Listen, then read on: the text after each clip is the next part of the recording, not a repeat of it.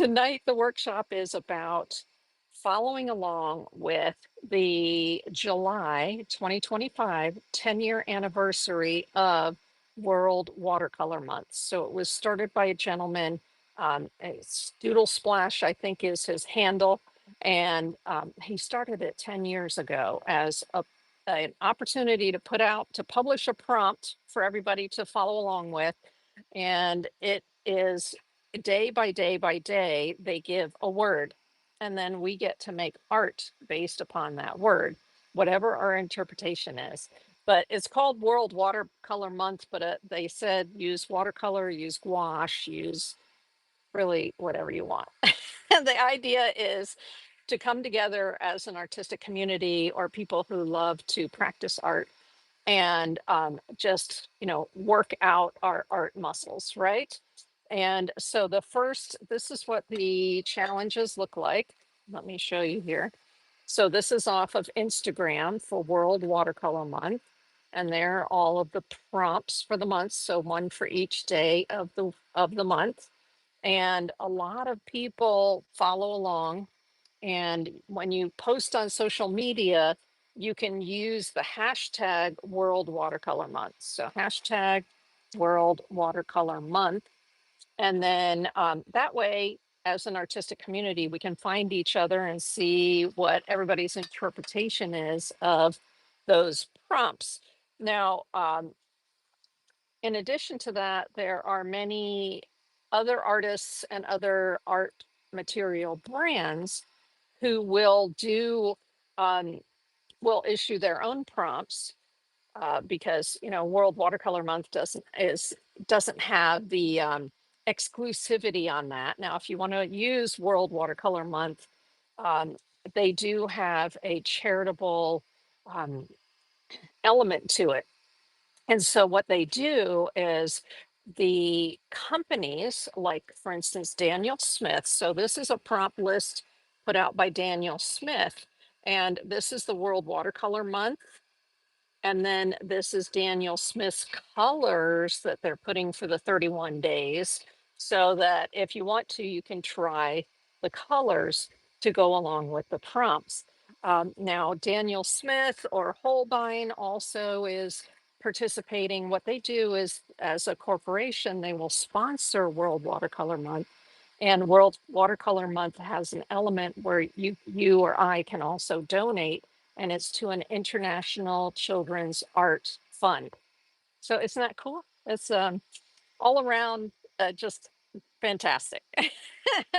A good time for all of us, an opportunity to get together as community and also to help children to advance the arts, which is fantastic. So I really enjoy this one from Daniel Smith. Daniel Smith does watercolor and gouache, and I just discovered this week I saw somewhere Daniel Smith oil paint colors, and I was like, "What?" Daniel, oh yeah, that's right. I remember a couple years ago I saw at one of the big shows that Daniel Smith had some oil colors. So if you're an oil painter, that's very exciting too. But these colors are going to essentially be the same whether you're doing watercolor, oil paint, or gouache. And this was available right on their social media. I just went on and was able to print it out. Um, and then it says, remember to tag. So as you're doing this, you're going to tag either World Watercolor Month, or if you're using Daniel Smith paints, you're going to tag Daniel Smith art materials. Okay. What is it? Daniel Smith artist, ARTIST materials. And then, hey, you might get a shout out from Daniel Smith, right? Now, an artist that works along with them is Diane Anton. I love watching her stuff on YouTube. So if you're on YouTube, I'm going to show you her name, and then I'd suggest that you go follow her, subscribe to her on YouTube. She's fantastic. So this is the name right here, Diane Anton Studio. And don't worry, I will link these in the description of the video on YouTube when we're finished tonight. But Diane Anton Studio, ANTONE Studio. Here's what she looks like down here. I don't know if you can see the picture of her, but that's her she's been painting forever. She gives lots of free, not only the free tutorials, but lots of free downloads if you go to her website. And so what she did this year, and to in celebration of the 10th anniversary of World Watercolor Month, she kind of tells you what is World Watercolor Month, some ideas for how to follow along, and then uh, how to join the challenge with her and her community, which is fantastic, because she has a Facebook group and all that kind of stuff. So a lot of other artists will join in that have big followings. They'll join in and challenge their members of their communities. Now, what Diane did is she created a printout that so she's giving the prompt from World Watercolor Month. She's giving the color from Daniel Smith that goes along with the same day. And then look at this over here and a little checkbox. Isn't that fun? So you can print this out and actually follow along and check off as you do each day or each challenge or not, um, depending on how much time you have.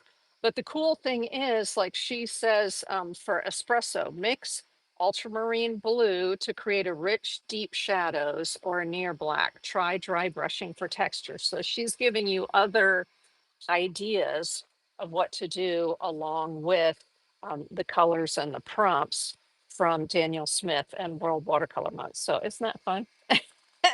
I love the community part, because when we create art, often, if we're not teaching, if we're not a teacher, often we're in our studio and we're by ourselves, right? So it can be a lot of fun to feel that you're connected to a community, by following along with something like these prompts, using the hashtags in your social media posts, and then going out and seeing what other people are doing in the community. What's someone else's interpretation of one of the days.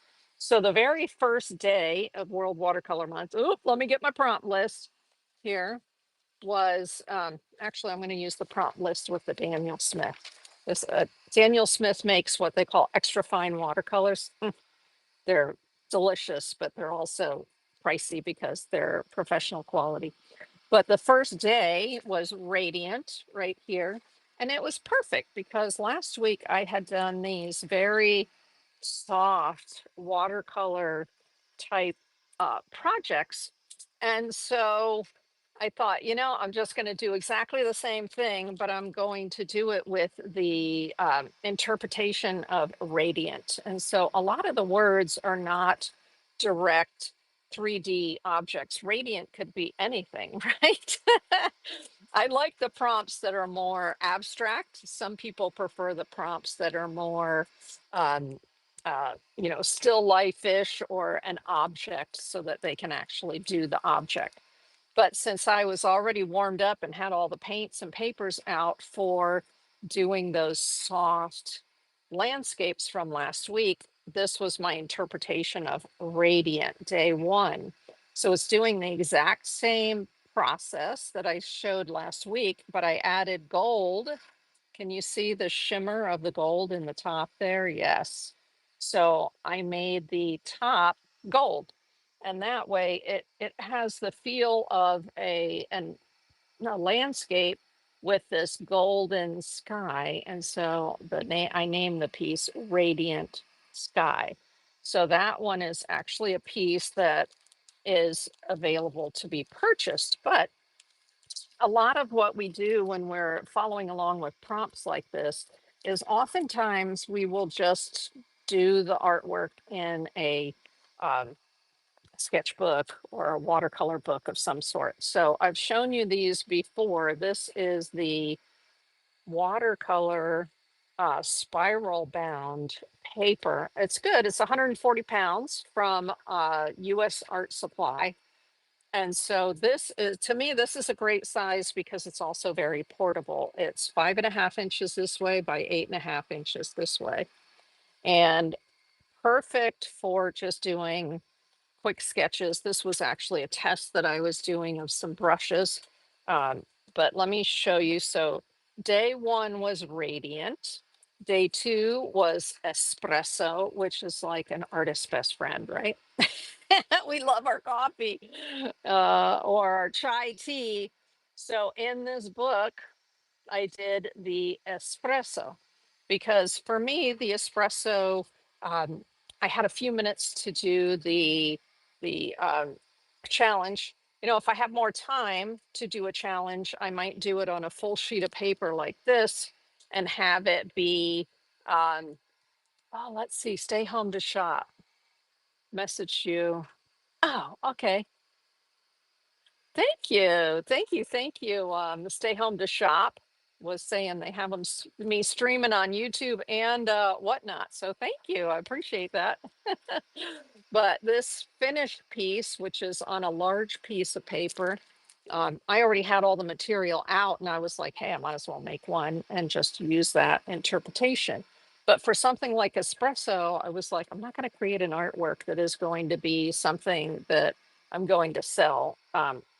With a cup of espresso because I generally prefer doing abstracted artworks, which of course this radiant sky is very abstracted. So that's my happy place. I love doing abstraction. So for me, the challenge is doing the items that are realistic, where other people are like, oh, you know, they have the realistic down, but doing the abstract is where they find a challenge. So there's a nice blend of both concepts that can be very abstracted and concepts that are of solid objects on this list. So it makes it you know, easier for us to sort of pick and choose. You might not even want to do all the days. You may only want to do catch as catch can, I call it, right? You just do a day as you can. Do whatever you can. And so this was espresso. And then the next day was ripple. So this was day two, July 2nd. July 3rd was ripple. And so that is more, could be more abstracted, right? Ripple could be anything. Ripple, I saw somebody did like a picture of what looked like a handkerchief or something hanging, and so the fabric was rippling.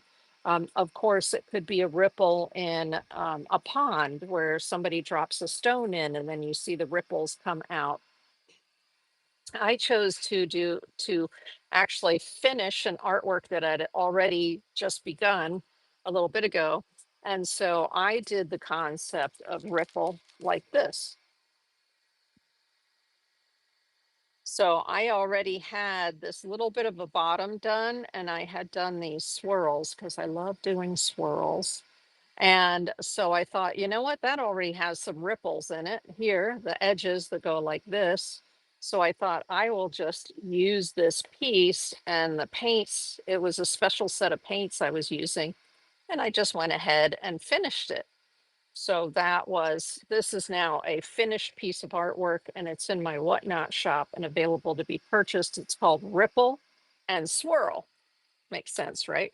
But then that was a piece that was abstracted, which made me very happy to work on. And then also, it is on this beautiful handmade paper. And so it's an artwork just by itself and it's ready to rock and roll, ready to go if somebody wants to purchase it. Let's see, Stay Home to Shop said that they love to watch my tutorials. Ah, it works for your weekend schedule. Yay! Thank you, Stay Home to Shop. I appreciate it so much. Okay, the next day, July 4th. So, July 4th, of course, was our Independence Day celebration on Friday. Fabulous. But I was painting. The nice thing about doing a challenge like this is that you can spend as much time or as little time working on it as you want to. Now, I've been filming. My plan is to film each day as I do it, and I'm trying to do it in a much shorter period of time, just to get the concept down. And the nice thing is, the more you work your artistic muscle, the quicker and the better you get. And the more you understand what to expect from certain colors, certain color combinations, how much water to use or not. And so, especially if you're starting out, it can seem very daunting, like, oh my gosh, this is crazy, it's too much. But really, you don't have to do too much. You can just spend 10 minutes on it. I like to, well, some days I will go to my desk and I'll do it before I eat breakfast because I'm like, I just want to knock this out and do it before I eat.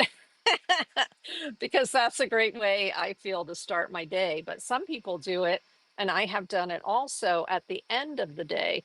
Yesterday, I was doing it at 10 o'clock at night to get it done. Get her done and get her out. Because you know what? If you skip a day, but you want to stay on track, then you start piling them up, right?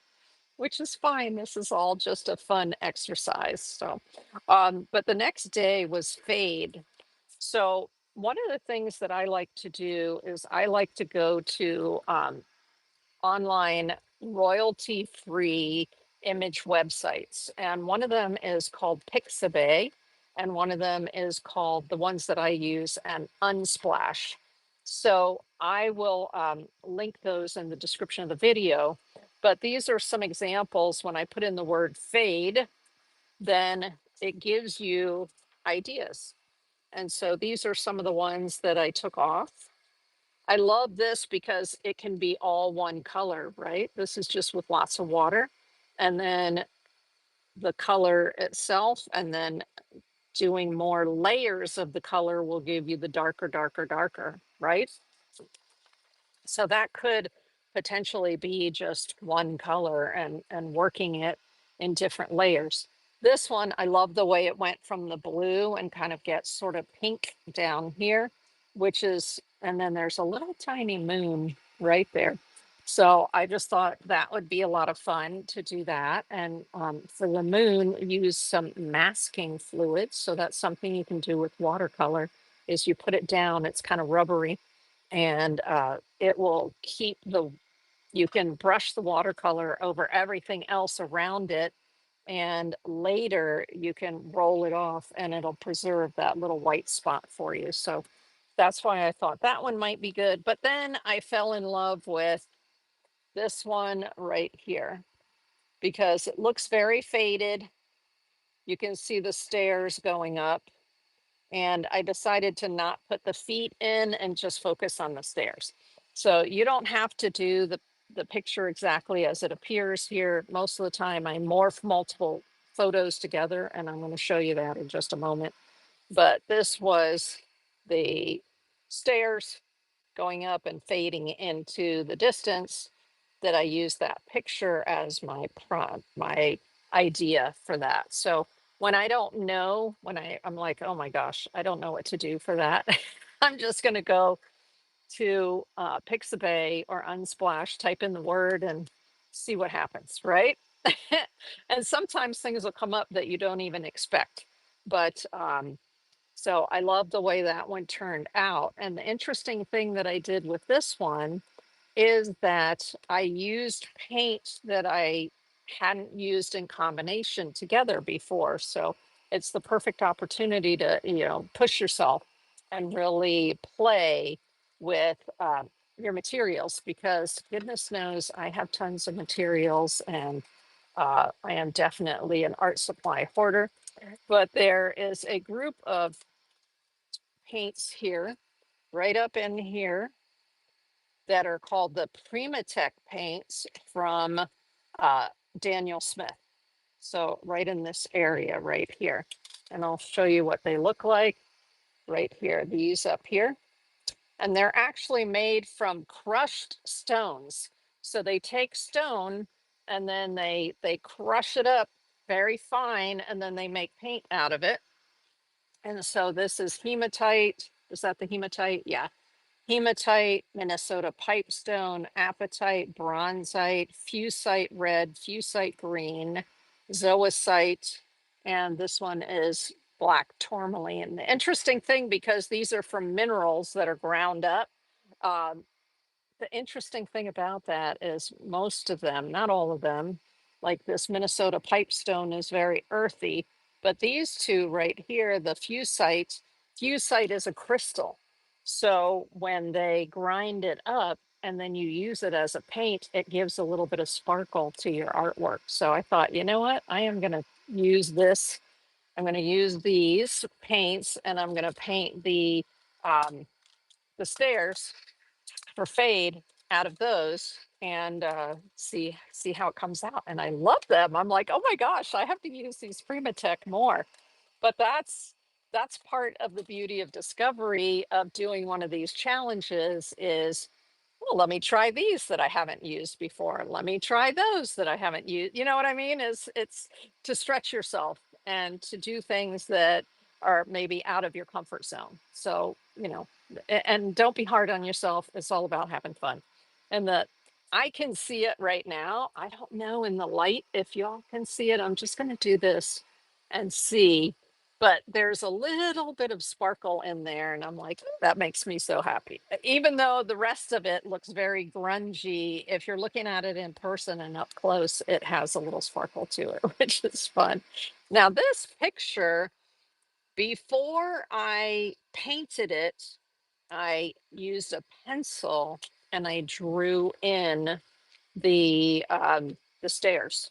So don't feel like you have to just take the paint and go right onto your surface. I use different kinds of pencils. This big fat one right here is the Jumbo Jet Black from Jerry's. And another artist friend of mine introduced this to me and gave me one. And now I've bought tons of them since then. Oh my gosh. What I like is it's a really big, it has a big area here for laying down the graphite. And then this is one by Faber-Castell. It's the pit graphite, but it is a 10B, which is a very dark graphite. And I kind of like my lines to be a little more bold and make them become part of the artwork instead of just have lines that, like, most watercolor artists like their lines to just fade into the background, but I like them to be part of the artwork. So here, if you look, you see all these pencil lines right here. So I was drawing in the shadows with the pencil lines so that I had less work to do when I put the watercolor paint on. There would already be a shadow there, right? Uh-huh. So that is definitely a trick. Use your pencil and get most of the design done and then just splash it with some watercolor. That can help you. The next day, the 5th, so that was yesterday, the 5th was lock. And I don't know if y'all have ever seen this before, but when I was in Paris, I visited Paris several times and I was enamored by along some of the bridges, there are, hey there, Nessa Cushy, welcome in, welcome in. Along some of the bridges in Paris, there's meshwork, and within the meshwork, people put locks. It's a romantic thing that you would go to the bridge and you would put the lock on, and oftentimes people would inscribe or write their initials on the locks. Some people actually have locks made. Yeah, right. Stay home to shop. Love that. Some people actually have locks made where you can have custom etching on the front, and they'll have little hearts and just all kinds of cute things. So this one here on the bottom is in Paris. I can tell because of the buildings in the background here. So this is Paris, and look at all those locks on there. Isn't that fun? Now, to me, painting this one looks like it's somewhere else in Western Europe. So I'm not sure if it's Prague or someplace like that, or somewhere in Germany. There are some beautiful steeples right here. So if somebody knows that location, let me know. I'm not familiar with that location. I haven't been there. But you see how all of these fabulous locks are on here. So I said, you know what I'm going to do? I am going to type in um, Are there any that have secret messages or celebrity names? Good question. Stay home to shop. I don't know. I do not know. I just thought it was so cool when I saw it in Paris. I'm like, oh, that is really neat.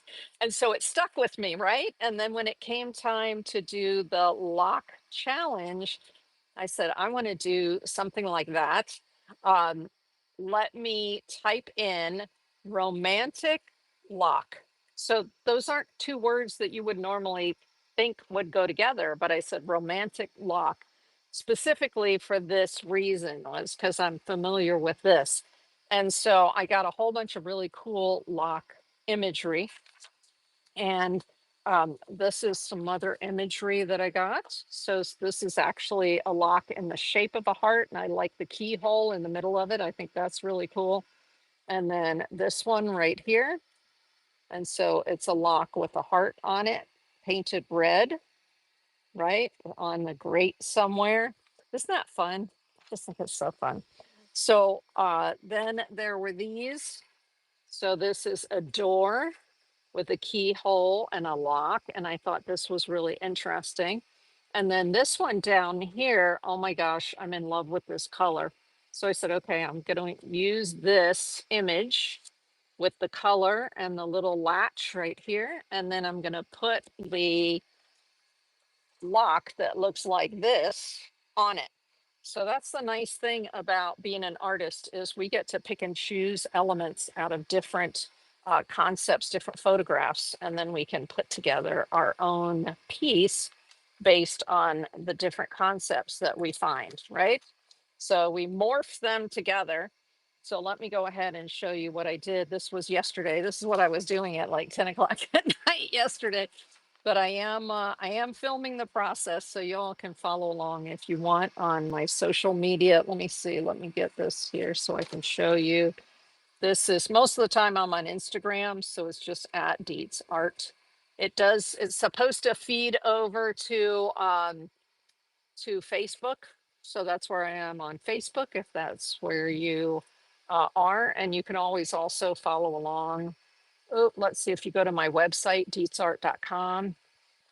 Then, oh, good. Stay Home to Shop said that he took a screenshot. So feel free to take a screenshot of that. And that'll give you the information that you need to go find me in other places. But you can follow along on Instagram. That's where I'm doing the videos and posting the videos each day for the challenge. We'll see. We'll see if I'm able to do the all 30. This is the first year when I said, you know what, I'm confident enough. I like watercolor enough. I have all the supplies. I have more than enough supplies. I'm going to go ahead and try it. So this is my first year trying it. So here is the um, painting that I did yesterday, which was using that beautiful kind of greeny blue color. Oh my gosh, the aqua color.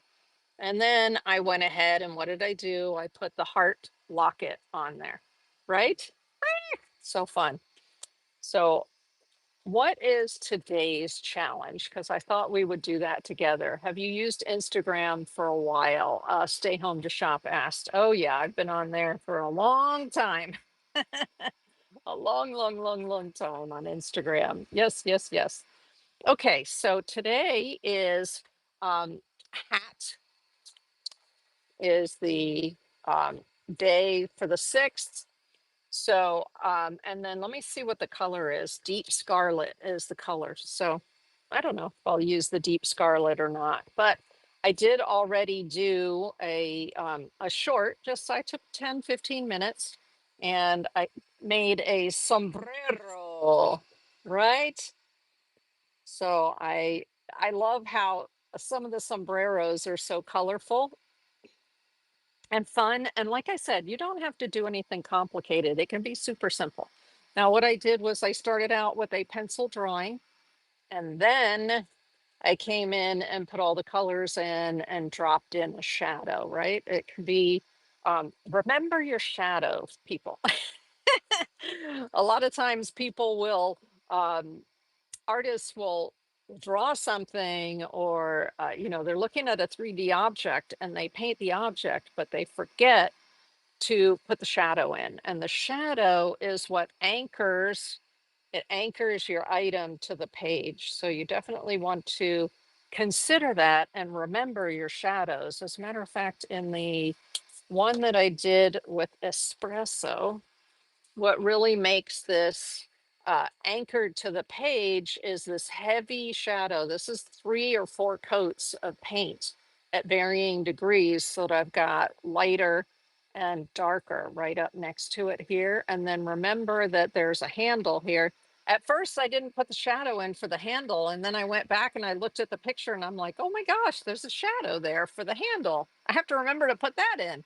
So then I went back and added the shadow for the handle, right? So remember, think about all of the, if you're doing something that is physical in space, think about, is there a cast shadow for it? Because what I've learned over the years is that it can really be helpful to define the 3D-ness of an object by looking at your light source. Normally you don't have something sitting there that with no shadow of some sort. If it's a 3D object, it's going to have some sort of anchoring shadow. So just remember that. And what I like to do is I like to exaggerate it because we're artists. I'm not trying to take a photograph. If I wanted a photograph, I'd take a photograph, right? But we're artists, so I invite you to like get crazy. Actually, if you look here, the shadow is a combination of blue and purple. So I generally like to throw some purple in there for my shadows. Just that's my thing, right? That's what I like to do. Okay, so today's challenge is hat. And I already did the little sombrero, but let me show you some of the things that I pulled for that off of the internet. So this was a fun image off of Pixabay, and it has lots of hats. So you can see here, this is the hat. I did a combination of these 2 hats together in order to do the hat that I just showed you. Then there's this, I saw this picture of a pinata with a sombrero. And so I was like, that is super cute. I love that idea. I think I want to do that, right? So then I went and I searched for a pinata, a picture of a pinata, so I would have the shape and kind of an idea of the colors for the pinata, and then I would do the pinata, but I would put the hat on it. So again, that's morphing it, right? And let me see, what's the other? Oh my gosh, this is so cute, but the dog does not look happy. So you see the dog there wearing a sombrero? Oh my gosh. How cute is that dog? The thing is though, I'm an more of an abstract artist, less of a realist. So for me to paint a dog like this would take a while because I'd really want to work on it to get the dog face to look like a dog. Um, Look at this one. Oh my gosh, this dog is like, really, Ma or Dad? What are you doing to me? Oh my gosh, so much attitude there, right? And then this young lady has a lot of attitude. What I loved in this picture, the hat is simple, but you see the curve of the nose and the lips and beautiful hair here. So to me, this was very much just about, uh, getting the basic shapes of a face in without having to be too um, precise with it, because I can do that. But as far as some people can sketch a face and it's like, oh, that looks like a certain person. Okay, that's not me. Here is some more uh, images off of Pixabay, but with lots of personality. So I love the personality look of this person and their wrap that they have around their head. And then look at this older gentleman. He actually looks like my brother-in-law. So funny. His face is very much like my brother-in-law. But then this beautiful colored hat on top of there, I thought was just fantastic. And then this one is probably my favorite one. And it looks very much like from the Andes or Guatemala, right? With this beautiful fabric here, the woven fabric. And then look at the way she has her hat on the top, on the side there. Oh my gosh. So, yeah, I pulled lots of them to show you different options for the type of thing that you can find, depending on what type of artist you are. So for me, in terms of the type of work that I like to do, I would do something more colorful like the pinata with a sombrero. I just think that would be fun. Um, Now, I did pull something for tomorrow just to show you again. It is melt, is the word for tomorrow. And so the pizza, right? Cheese on pizza. Again, I typed in the word melt because I was like, I don't know what melt. I mean, in Florida, we're melting right now because it's hot. That's one type of melt, right? But I thought this looked incredibly yummy. I love to eat and I love pizza. So that was a natural, and you can see the melty cheese right here. Yum, yum, yum. But then this one, this image off of Pixabay, I was like, oh yeah, there we go. We can exaggerate the drip here from the ice cream. That looks fantastic. And I can handle a couple of fingers, like doing a hand um, when it comes to that. But then I thought, oh, let me go to AI and see what I can pull off of AI. Maybe they have something fun on AI with that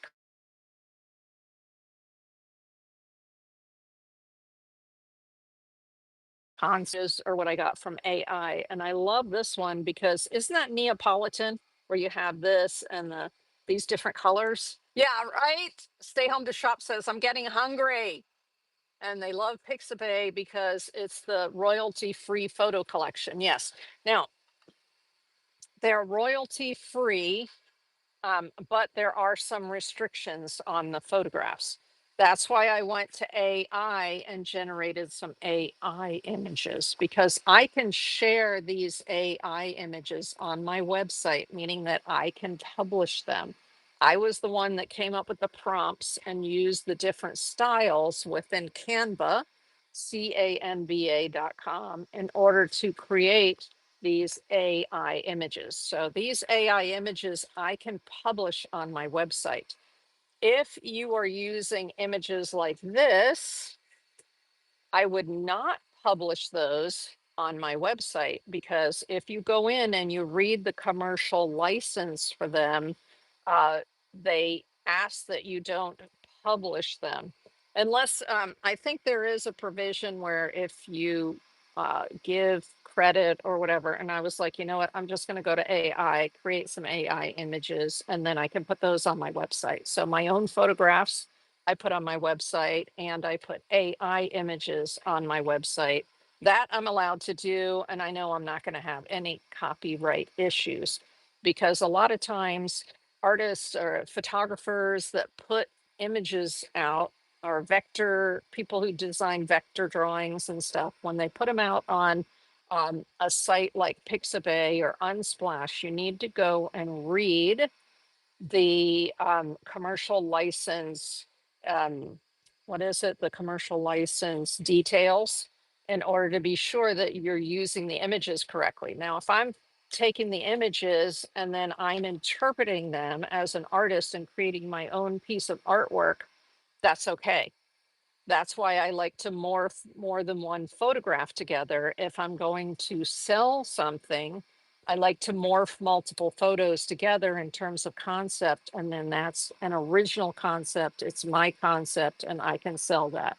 If I took this image and I painted it perfectly, then it would be a mirror image of that other person's work. If you think about the other person who's a photographer is also an artist, so that would be copying their work, and that is you want to avoid that. It's better not to do that. It's better to have your own interpretation and use them as a jumping off point or a starting point. Okay.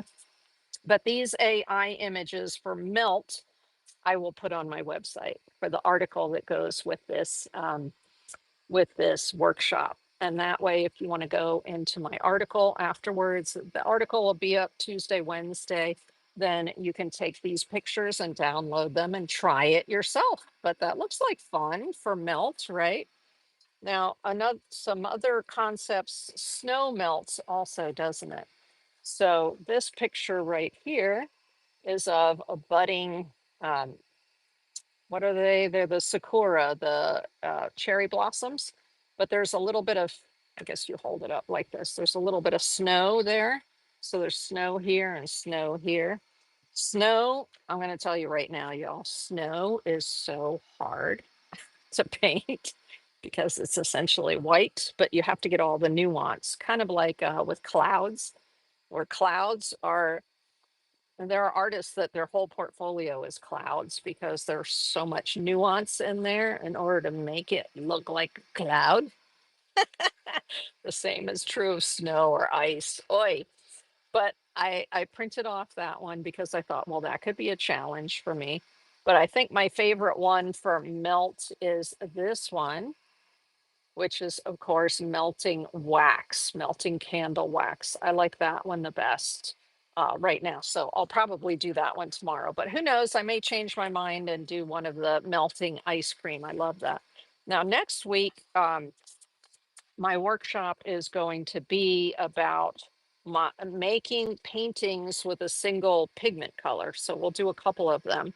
But here is an idea that came from melt. And notice this is just black and white and grays, right?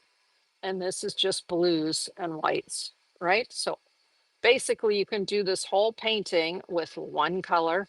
You can do this whole painting with one color using the paper background as your white, right? It has the concept of melt, but you're using one color. So that is a challenge. That's a challenge. That's why I'm teaching that next week. Next week, Sunday, we're going to do mono pigment artworks. So using one color in watercolor in order to be able to layer it and make those kind of artworks. But that's an idea of how I pull information off the internet. Let's see, Stay Home to Shop said, I think display for a sample is different from use or publishing, right? Exactly. Publishing something is different. If I publish it, I need the artist's permission to publish it. And then the artist will tell me how they want it attributed if they agree. So, what is attribution? Attribution is where, for instance, I did take a photograph from Pixabay and put it, where did I put that? On my website. And I put it there because this artist specifically said these images are free to use. That was their words. It's an older artist. He's been around a long time and he was like, these images are free to use. And so what I did was I thought, oh, that's awesome. I'm going to use this on my website, but I'm going to attribute it to him. And there was actually an attribution line right there underneath his photograph, and I pulled the attribution line and put it with the photograph on my website. So now when someone looks at that picture, underneath it, it says photo by the person's name on Pixabay, and they can either click the person's name or click Pixabay, and it'll take them to Pixabay to that photograph. So that one in particular allowed me to go ahead and do that. So you may not be aware that that's a concern, but as one artist to another artist, and photographers are artists as well, um, I think it's something that's good to look for and understand. And if you do use another artist's work, to attribute it to them, but just make sure it's okay with them to attribute it, because if it's not, you can get in a lot of trouble, right? Because that person did work in order to create their imagery. They took the photograph, they edited the photograph, they published the photograph. Oh, wait, it's more than a little work. All right. Now, tonight the giveaway is going to be a little, this is a half pan and it's about half full. So it's a quarter pan of paint, watercolor paint. And this is the watercolor paint. It's by Core and it's the quinacridone, meaning it's transparent magenta. So somebody's going to win this tonight after the workshop. I love doing giveaways. And so I'm going to set that aside right now, but I thought that would be fun for you to know. And I just take empty, these thing was, oh, thank you. Someone uh, over on YouTube said that I'm doing a really great job. So thank you. I appreciate that. But this is a half pan, an empty half pan, and then I just fill it with the watercolor from the tubes. I like using watercolor from the tubes because it's juicier when I'm first using it. And so depending on what kind of artwork I'm doing, often I like the fresh paint right out of the tube. But if I'm not too fussed about it, like for instance, this core paint in particular, it's QOR from Golden. The core paint re-wets like a dream. It re-wets so well, meaning when you spray it with water or you put water on your brush and you try to reactivate the dry paint, oh my gosh, these core paints just lickety split. They come right back up, and I love that about them. Not all paints are like that. Some paints, their binder is a little more aggressive, and so you have to really work it to get the pigment to release. But the core, I love it. They release so quickly, and that's why I'm giving this one away. I thought I'd share it with my community. All right. Now, some of the supplies that we're going to use today are pencils. So besides the ones that I showed you earlier, the Jerry's Artorama, which is the Jumbo Jet Black, and the Faber-Castell Pitt pencils, I also love these Staedtler Mars Lumograph. And one of the reasons that I like the Mars Lumograph is that you can get this in a office supply store. So, and some of the shows that are on Whatnot that do office supplies, oftentimes you can get a pencil kit like this for really good prices. And so these, I just wanted you to know that even though it's an office supply, holy kashmoli, these pencils in particular, the Staedtler Mars Lumograph, phenomenal for doing artwork. So you can see that mine is pretty beat up because I've used it for, geez, 20 years. And then here's some of the pencils in there. Let's see, which one's the shortest? The shortest here is the HB. So that's your middle of the road pencil, right? And what's the difference? So we've got HB, which is right in the middle for hardness. And then it goes, let's see, H, which is just hard, 2H, which is harder, 3H, 4H. That's what's in this set. So if it has a number and an H, it's a hard pencil. What does that mean? That means if you prefer a lighter line when you're doing your outlines, you use a harder pencil. And then you'll get more of a sort of gray or silvery line with it. I tend to like bold lines. So the B's are going to give you bolder lines. So this one is a B here. And then we've got a 2B, a 3B, a 5B, a 6B. So the further up you go in the Bs, what you're going to get is your softer leads. And so they're going to do two things. One is they're going to be darker. Hey, Mark V just joined. Welcome in, welcome in. So the B, the higher the number you get with the Bs, it's going to deposit more graphite and it's going to be darker, and it's also going to smudge more. So this one, which is the pit graphite from Faber-Castell, is a 10B, and they actually go up to 14B, and I love these. I love these because they deposit the darker lead. And when I'm doing my designs, I tend to like the darker lead, which is why you'll see the B's over here are more used than the H's over here, are almost brand new, right? But that's just me. A lot of times, people who are architects, or if you're an artist that prefers a light line, just sort of a guideline, then you want to use the pencils that have an H in them because those are the harder pencils and they'll actually come out much more light when you're doing your outline. Okay. Oy. Because I know in the beginning I was like, what the heck are these numbers and letters? But I figured it out over time, right? Now, of course, we're going to be using paper and some paper that will take watercolor. So this is my favorite studio watercolor, the XL watercolor. It's 140 pounds. I like that because of the thickness of the paper, lets it it's just more robust, right? And it's a great all around paper for the studio. It does have a little bit of texture to it. So that's called cold press. When it has the texture, hot press is when it's smooth.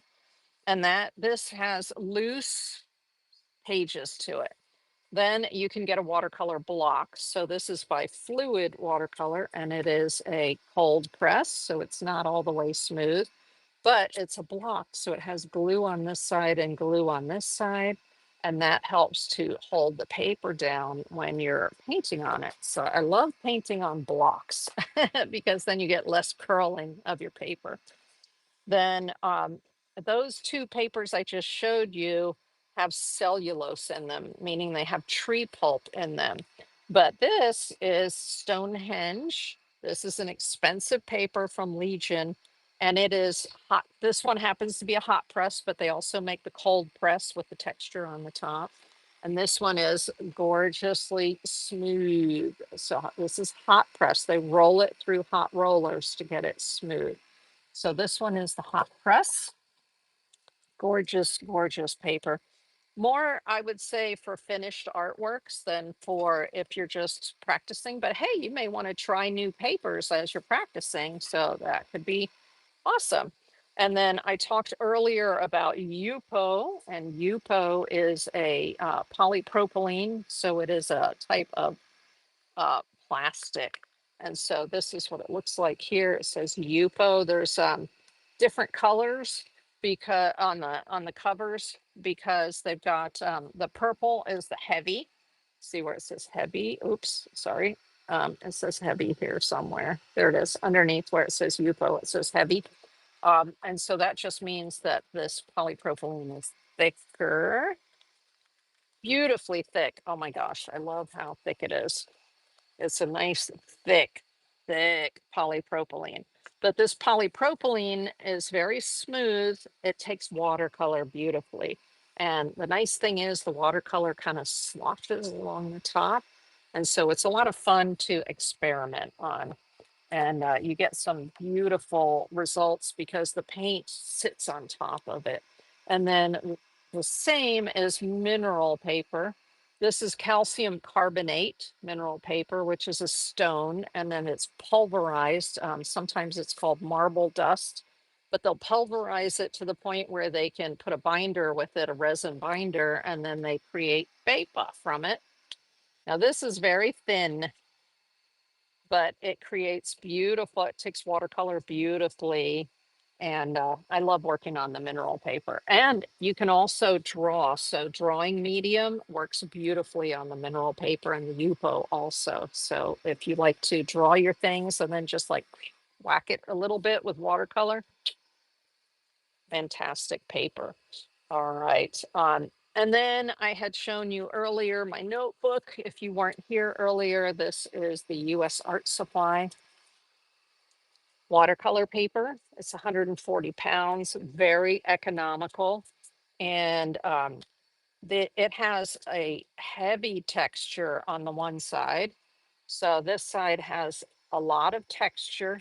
And then the interesting thing is with most watercolor paper, you can also paint on the back. So if you look here, the back is smooth. So this is so cool. I really am enjoying these books and they're so economically priced. I will have a link in the description of the video on YouTube, but it's US Art Supply and it is the watercolor um, with the spiral bound. Fantastic. Perfect for doing this kind of project, as you can see, where I go from page to page. And I'm actually working on the front and the back. So the sombrero that I just did today is on the smoother side on the back. Isn't that fun? Fantastic. Now we are going to be using watercolor paint, and I showed you before tubes. So you can take your paint from the tubes and squeeze it into a tray. This is a Corel. I don't know if you can see it right there. Corel. Yeah. Corel dish.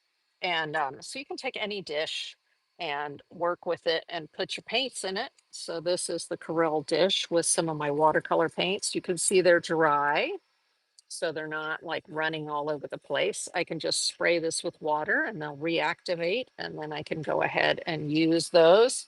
Now, I get a little bit crazy when it comes to, I don't like to waste paint. So see, there's still paint here, right? Well, there's also still paint here. This is some Daniel Smith Lunar paints. Okay, so that one's taken up. And then there's this one right here. And I have some beautiful paints in here. So when I have a dab of paint like this, I don't want to just throw it down the sink, because all I have to do is get it wet and it'll reactivate, right? And so are you also an artist out there that has all of these different, like I have beautiful palettes. This is called a palette, and it's ceramic. I have beautiful ceramic palettes, but they are all of them are taken up. Here's some more. These were 25 cents each at my church, right? So that is a ceramic palette, blues and greens. Here's this one, right? I'm like, oh my gosh, there's still good paint in there. I can't just wash it. I have to save it.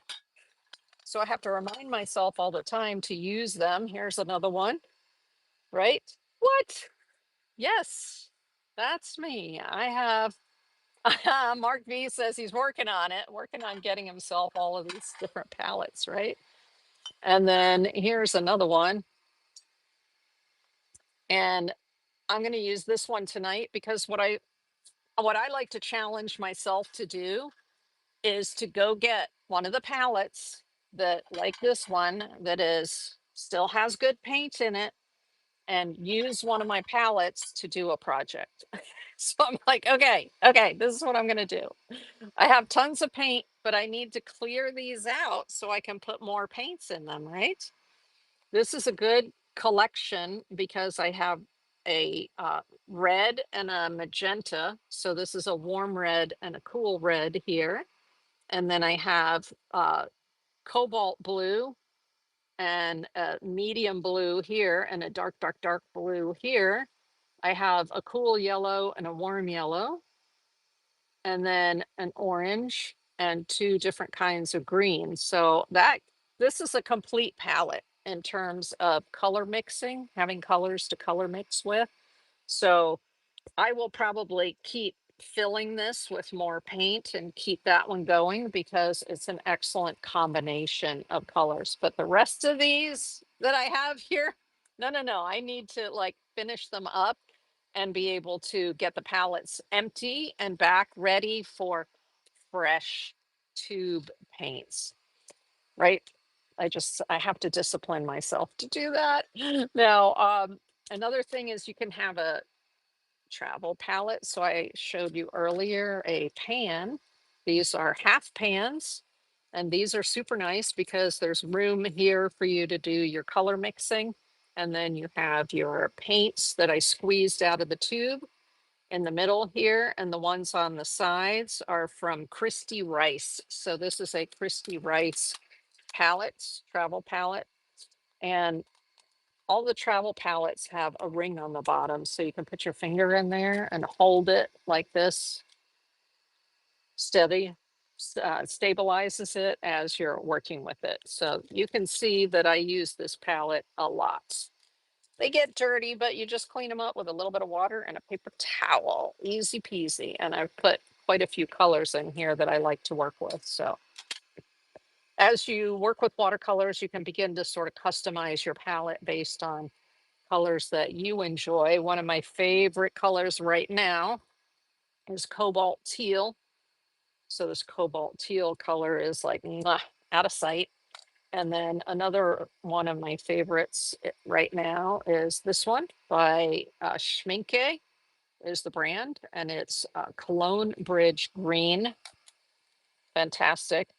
My but my all-time favorite green is this one by Daniel Smith called Cascade Green. And the reason is because Cascade Green separates when you have a lot of water and it turns into greens and blues, kind of like, I mean, that's not a watercolor, but that's the concept that you've got greens and blues together in here and they separate out and it looks fabulous.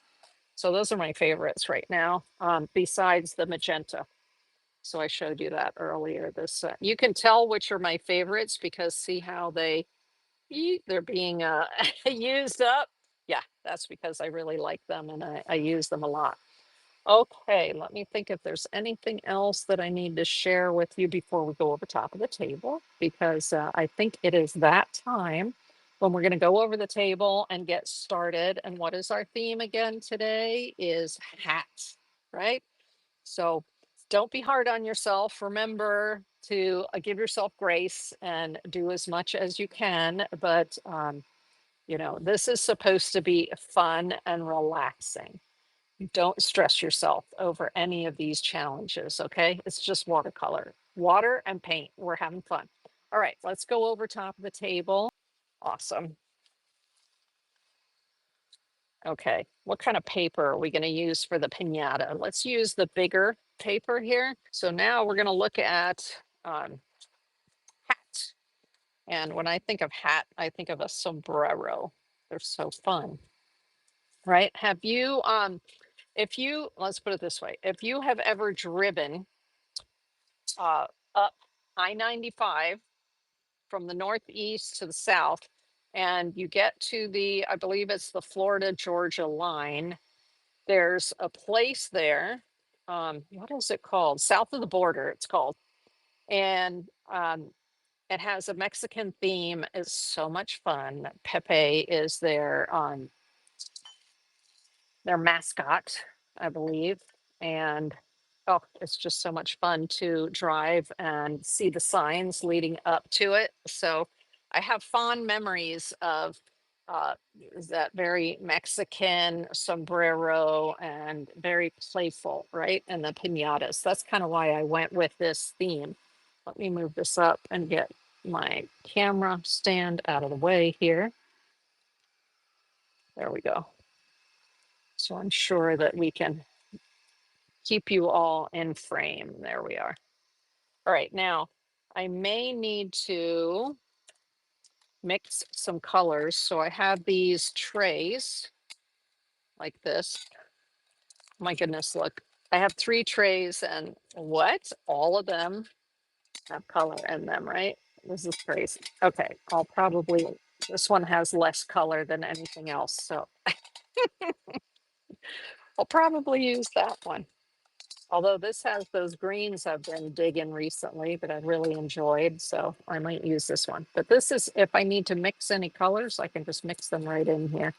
So let me take um, some water from the watercolor. And if I just, this is one of the beautiful things that initially, I'm not going to lie, initially I hated that watercolor could be reactivated because I was an acrylic painter, an oil painter. And so to me, oh, the horror, right, of your paint reactivating, I just thought it was terrible. And now I love it. I love that the paint reactivates. It's like, oh, this is glorious. It's too funny. But all in time, right? There's a season for everything. So I learned about watercolor and I'm like, oh, this is why artists love watercolor so much. I mean, I still love oil. I mean, oil paints are just so luscious. And I love the immediacy of acrylics where you can do all the layering. And I love doing collage with acrylics. But there's something special about the watercolor. And wow, I have grown to love it. Let's put it that way. Okay, I'll set that off to the side, but it's nice that you can sort of clean it up and then just leave those little bits there. Oh, let's get a drink of water. Oh. Okay, so this is the concept that I'm going to be using is the pinata and putting a cute little sombrero on the pinata. So we are going to draw it to start with. You can draw with a pen.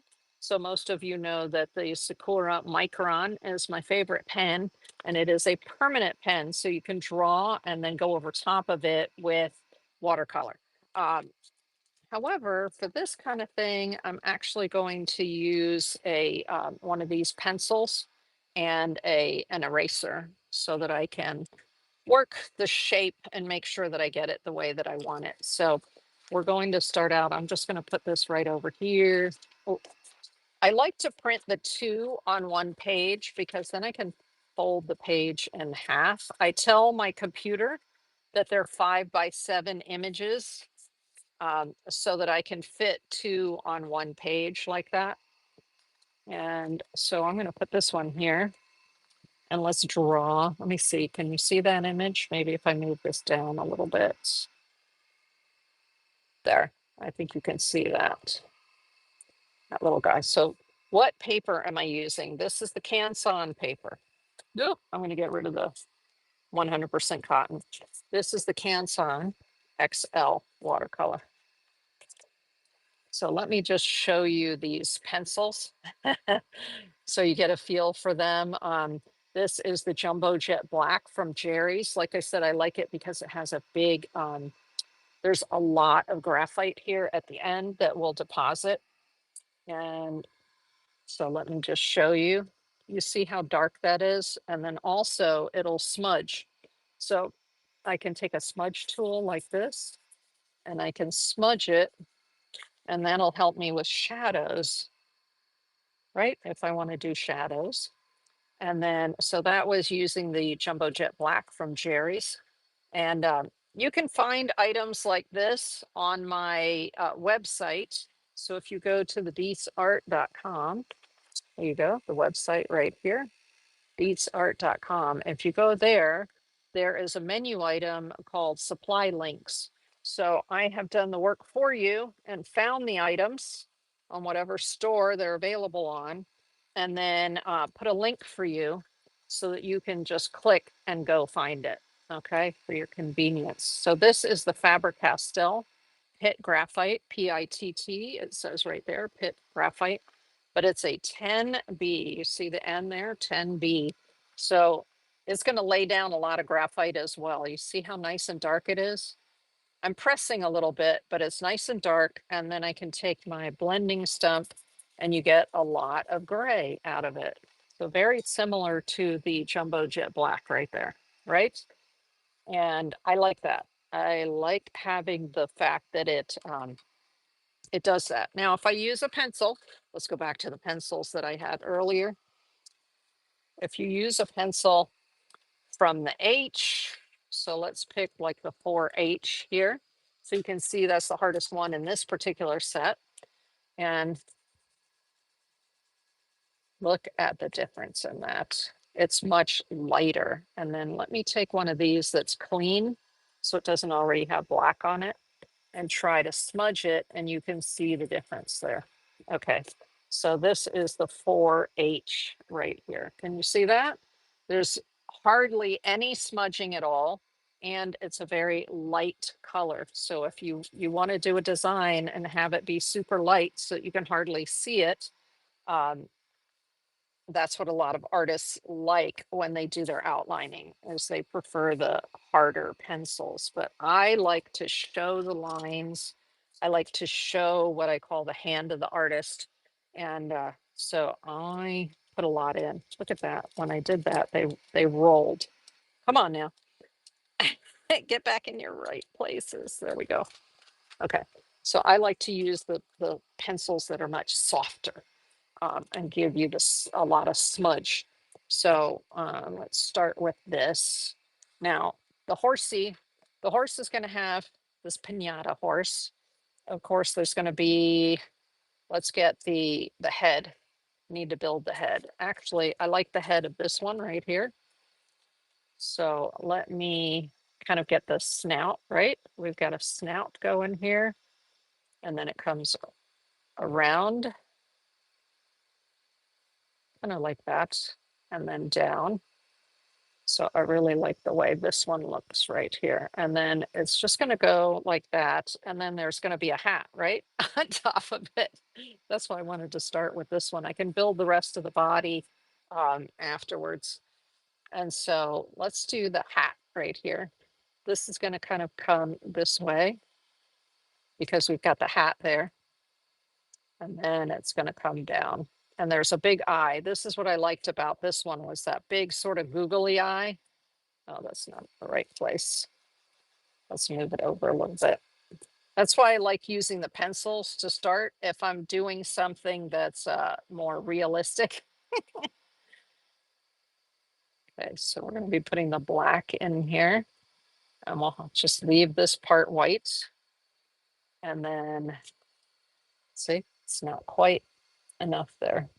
So my favorite erasers are these white, they're called like a white latex. My favorite, just like the pencils, is the Staedtler Mars plastic. So this is similar. This is Milan, but it's also the white eraser. So these are the erasers that I like for this kind of pencil.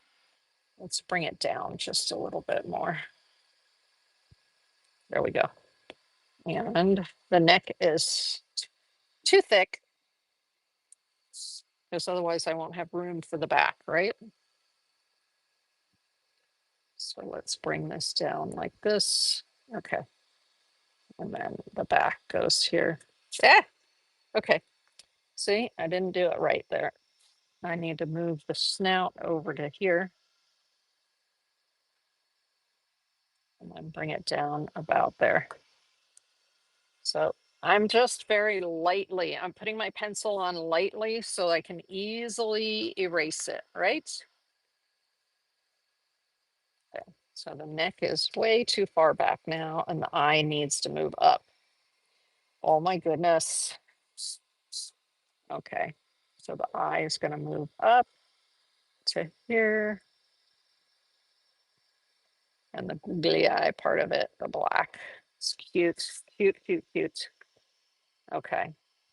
And then this part's going to come down here. And then when I do the back, it's not going to go so far off the page. And then we'll just bring it in and back and then down. And there's going to be a cute little tail right here. Can you see that? Yeah. Okay. Just want to make sure that it's, let's get the sombrero. So I love this sombrero coming here like this. And along here and off of here, right? Ah, so cute. And then this is going to come up and around like this, right? And this one this one actually needs to go a little further in front of the snout, right?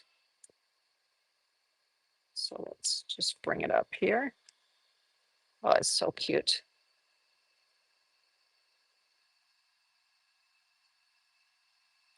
And then right about here is where we have this part come up and around. And this would be like a kid's hat, right? Not an adult size hat. And then along here, this dips down and then sort of comes up and around. Whoops, a little too far. So let's bring this down like this and then around. Okay, cute. Hello, sombrero. Now, one of the things you want to look for is the front section and the back section approximately the same when you're looking at a hat like this. So let's see how I did with that. I think that this part needs to come forward a little bit more. So if I were using the 4H pencil, like before, it would be, you'd have to have it be so light when you were doing the drawing, um, that it would really be hard to see. And so that's why I like to use these darker pencils, because I'm using a light touch, but it's still very dark and easy to see. Okay, let's get some of this line out of here. Nice. Oh, that is cute. It looks like it's going to fall off, doesn't it? Because there's part of it here that's too far back. So let's adjust this a little bit.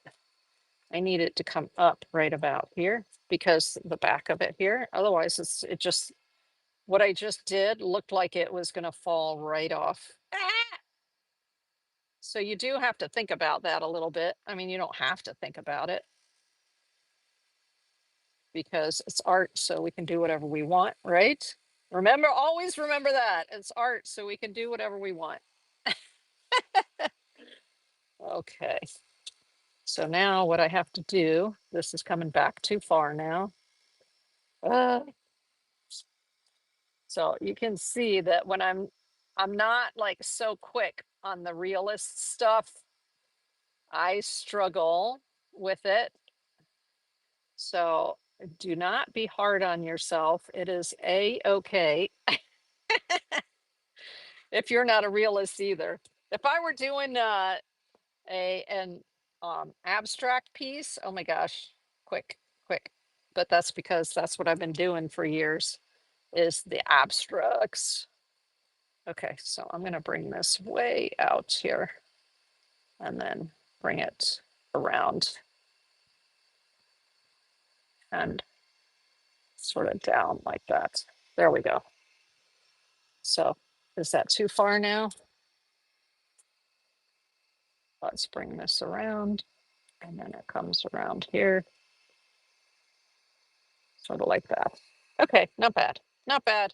Here we go. There's the hat. So at least it doesn't look like it's going to fall off the back end of the pinata like it did before. Okay, we're better now. Better, better, better.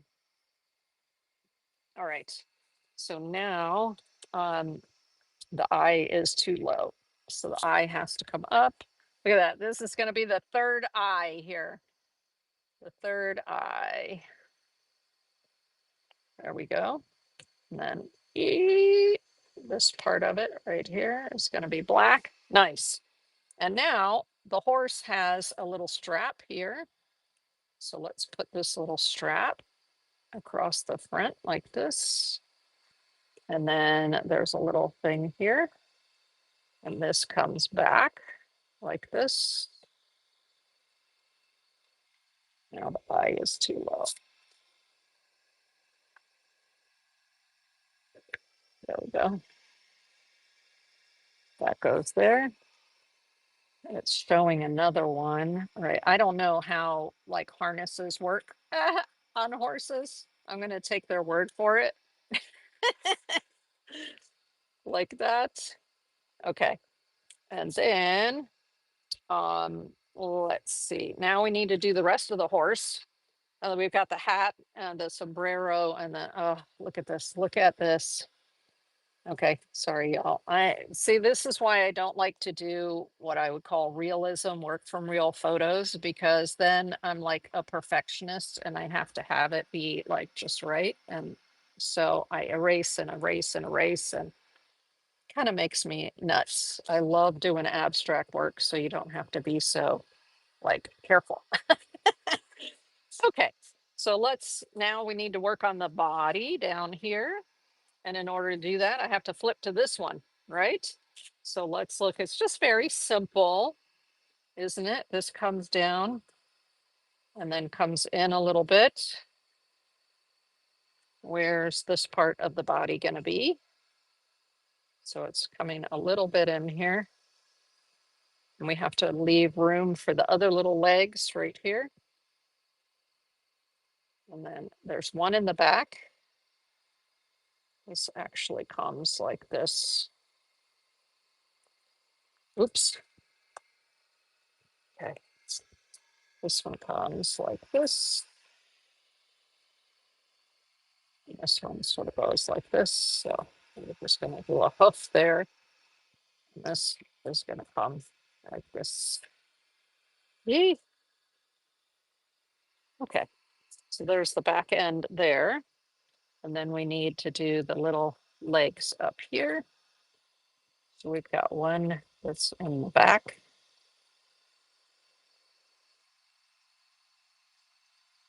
Like that. And then there's a little bit of, oh, underneath here, we've got a little bit of this going on, right?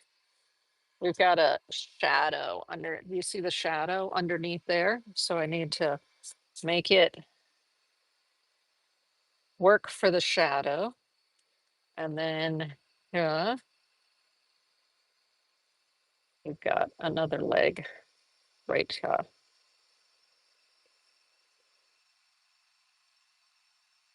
So this actually has to come in a little bit more.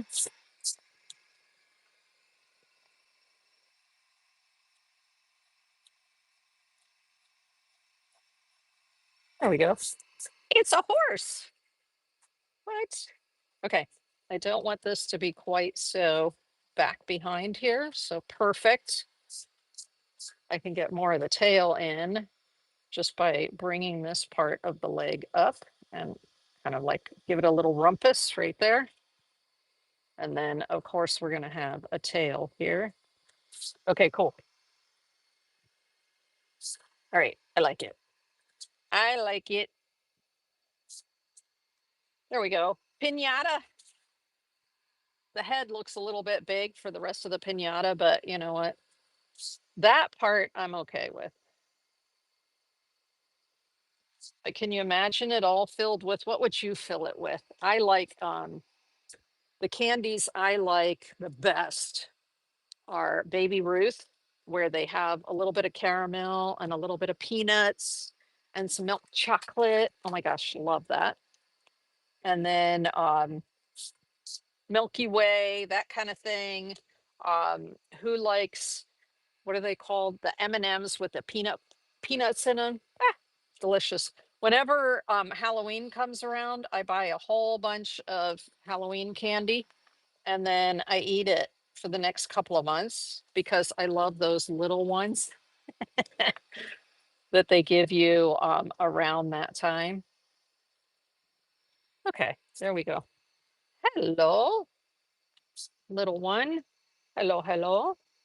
All right, I like it. I like it. Let's go ahead then and paint it up. So this is going to be one of my interpretations of hat, right?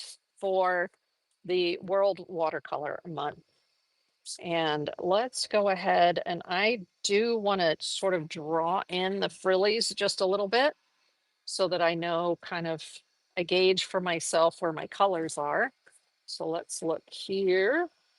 We've got one set of color here. So just below that, got some color there and another stripe like right across here. Just giving myself a bit of a guide, right? Or where I want my different colors. Okay, so this one can go up a little bit more. All right, so there's my top color, my middle, a little bit at the bottom here. And then we're just gonna do something like this. And what else do I have? I have a color that's gonna go across the back. So color here, gonna sort of go there, right? And then another color that's gonna go here. That's not the way they have it, but that's okay. That's the way I want it. Okay. I'm showing the fact that these are in the background by making the line not match up at the exact place. So one line is it's kind of leaning back a little bit. So this line's lower and this line's a little bit higher to give the impression that it's cantilevered a little bit. Okay. And then this is going to be the dark at the bottom here. The hoof at the bottom. So, yeah. All right. So now I've got an idea of where my colors are going to go. If I was doing this in acrylic, oh my gosh, you see all these little brush marks right here? But when you're doing watercolor, it's not as easy to kind of get those brush marks in there. Meh. Okay, so let's have some fun then um, with the colors and the painting. Oh, actually, I want to keep this out so I can kind of have an idea of what's going on with the sombrero. I'll just put it for myself up here. I don't know if you can see that. You cannot. I'm sorry. Okay, so let's go ahead then and put some color in here. Now, if I want sort of a straw color and a red, I'm going to need to do those at two separate times. I don't want to put them right next to each other because they will blend in, which is not a big deal. But it's just if I want the lines separated, then I need to do them at different times. So what we're going to start with is just a what's called a wash. We're going to do a wash of the background, and I want it to look sort of like a straw color. So how do we get a straw color out of all of these bright colors that we have up here? Well, we know we're going to start with a yellow, right? We're going to have some sort of yellow in the background. So I have a cool yellow and a warm yellow. Normally your cool is like a lemon yellow, and your warm, I think this is a aerolin, I think it's called. And so that gives you kind of a warmer yellow. And then I'm going to grab a little bit of red, right? We want some red in there. Okay, we're getting closer. There's a little bit of orange in here. Let's grab a little bit of that pretty orange. Okay, now we're getting a little too, the colors are still too bold, but in order to mute the color, I've talked about this before, so let me get my color color wheel. So if you want to create a muted color, this is orange, right? So if I look at orange here on the color wheel and I turn the color wheel to the different colors, if I add red, I'll get a redder color. If I add yellow, I'll get a lighter orange. But if I add blue, look at what happens.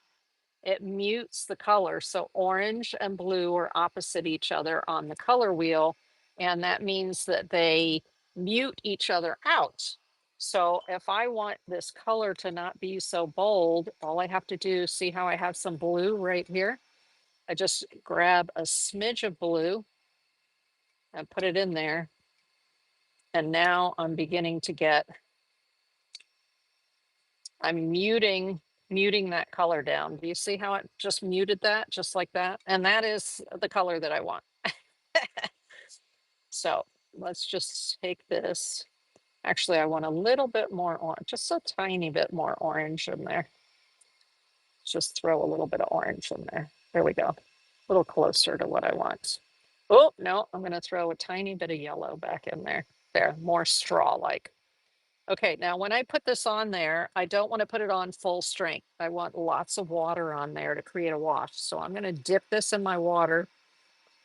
So it has the color on it, but I dipped it in water. And so now it's sort of a lighter version, because the way to get a lighter version is just with watercolor, add more water, okay?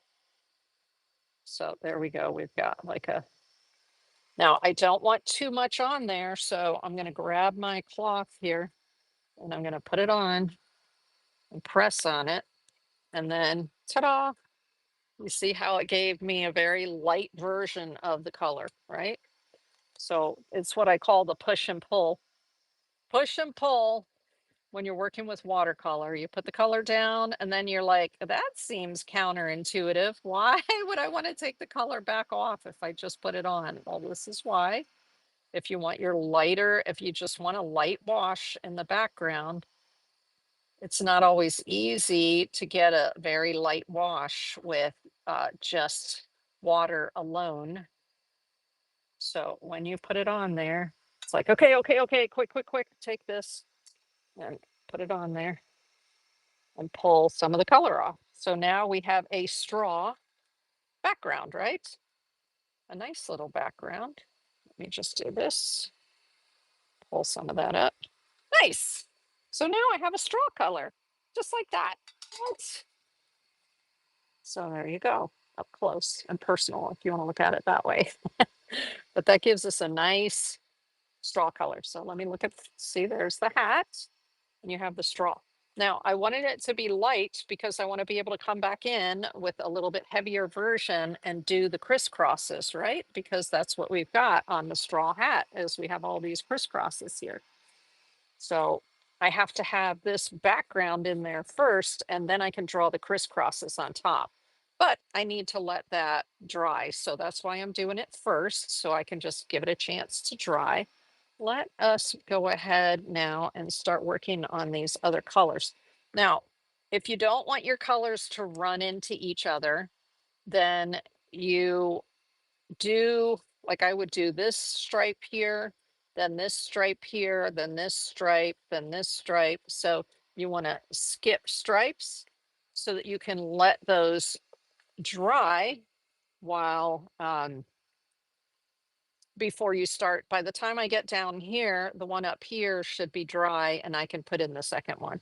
So usually my first layer is going to be just a light version of the color. So let's start with this pretty blue here. Let's see, what color blue is this? This is cerulean blue. Okay, so I'm starting with the cerulean, and I'm going to put the cerulean right here. Now I don't want it where the harness is, because the harness is going to be black, right? So I'm just going to drop some cerulean blue in here. Okay, let's lift it a little bit. Eek. Nice. Put some more here. Go around the eye. That part of the eye is going to be white, right? This part of it right here is going to be white. So I want to go around it and not in it. All right, there we go. It helps to have a brush when you're doing like sort of detail areas like this. It helps to have a brush with what I call a snappy tip. That means a tip that kind of comes to a point, but then is also, wow, look at that. But it also snaps, meaning it'll go up and down without collapsing on you. So let's lift a little bit of that back up. Nice. Now, right underneath here, we're going to be putting a shadow, right? Because the hat is going to cast a shadow. But when I do my first layers, I'm usually just trying to get the color and do all of the definition and things like the shadows and all later. So I'm just getting a layer of the color in right now. And I want the layer of color to be thin so that it will dry very quickly. Okay, that's the cerulean blue. Oh, actually, let's see. Maybe I'll put a cerulean blue here as well, since I'm working on cerulean blue. Let's do that. So for right now, that's why it's helpful to have the little lines in there. Kind of give me an idea guide. Okay, nice. And I'm not trying to get it dark. I'm just having fun with it. Putting the color in. If I get the color where I don't want it, which happens sometimes I'll get drips, for instance, and all. I have a special brush. It's the this is my favorite, the Princeton Velvet Touch. It's called Willow's Blender, but it's a blender brush. And the blender brush is a little stiff, and it's perfect if you have good quality paper. Like I have a little tiny blue mark right there. If you have good quality paper, you can lightly brush over it, and that completely eliminated the color right there. And then I just lift, and then it's gone. Okay. So Willow's blender. I can't watercolor without it. Okay, there's that one, that strip. And then let's see what other color we want to use here. There's a green right here. This is a PG7, this green I'm using right here, which is a good mixing green to get all kinds of shades of green. But just by itself, it looks a little bit artificial, this PG7. Some companies call it emerald green. It goes by lots of different names. But one of the things that I like about watercolor is if you have a good quality watercolor, what am I doing? I'm doing the one right next to the blue. And I meant to skip, didn't I? I meant to do this one. Oh, well, that's all right. I'll get over it. Let me lift some of this. There we go. But if you look on a tube of watercolor on the back, it's going to say what pigments are in it. So this one says PB 15:3, PBK 7, and PV 19. It's indigo. So the pigments are right on the tube if you're working with a good quality watercolor. And so that's how I know. I know this one is, it's either PG7 or a blend of PG7 because PG7 is a synthetic and it's very bright. So you can see this green is just super bright. Okay, let me just do this. I didn't do what I meant to do. Did I? I meant to go to this stripe right here, but that's all right. I'll get over it. Right? We make mistakes and it is okay. Making mistakes in watercolor is no big deal, right? We'll get over it. So we're just getting a light color in here. A light layer of color, because then I can come back later and build the, make those really fun threads that you see on pinatas. See, very quickly, I'm going to have to get a new paper towel because if you're lifting a lot, that's what happens, right? Now this is mostly dry, but why don't we go down here and that way I won't be touching that. So right now I'm going to use the magenta and let's get plenty of water in there. And so that's what's down here is the magenta. That's fine. So when I do a painting where it's like this, where I did a lot of drawing to start with, this generally it takes a lot of time when I'm doing a painting like this. It's not, you know, lickety split, quick, it's done. There's a little more patience and thought that goes into it. There we go. Now, because this one's in the background, meaning it's going to be in the back of the one that's in the front, I'm just going to leave, I'm not going to pick up all of the color. I'm going to leave some of the color there to dry because it's going to be darker anyway, back in the back there. Let's put the back in the back so it can dry more quickly. There we go. Just depositing more color. Letting the back here be darker, darker, darker, darker. And the way that I'm getting it darker is I'm just tapping the tip and it's depositing more color like that. So if you swipe over it more, your color is going to be lighter. Do you see the difference there? Okay. So let me get this in here. And nice. And I'm going to pull the excess away from the one that's in the front here. There we go. Whee! Fun. All right. Hold on. I'm going to use this and I just want to do this front leg. I don't want to do the back leg. I want to leave the back leg a little bit darker. There we go, because it's gonna be in the back, right? Okay. Let's do right now, I'm gonna do yellow here and yellow here. So which yellow? Maybe I'll do orange here and yellow here and pink there. Okay, so let's do orange. Orange.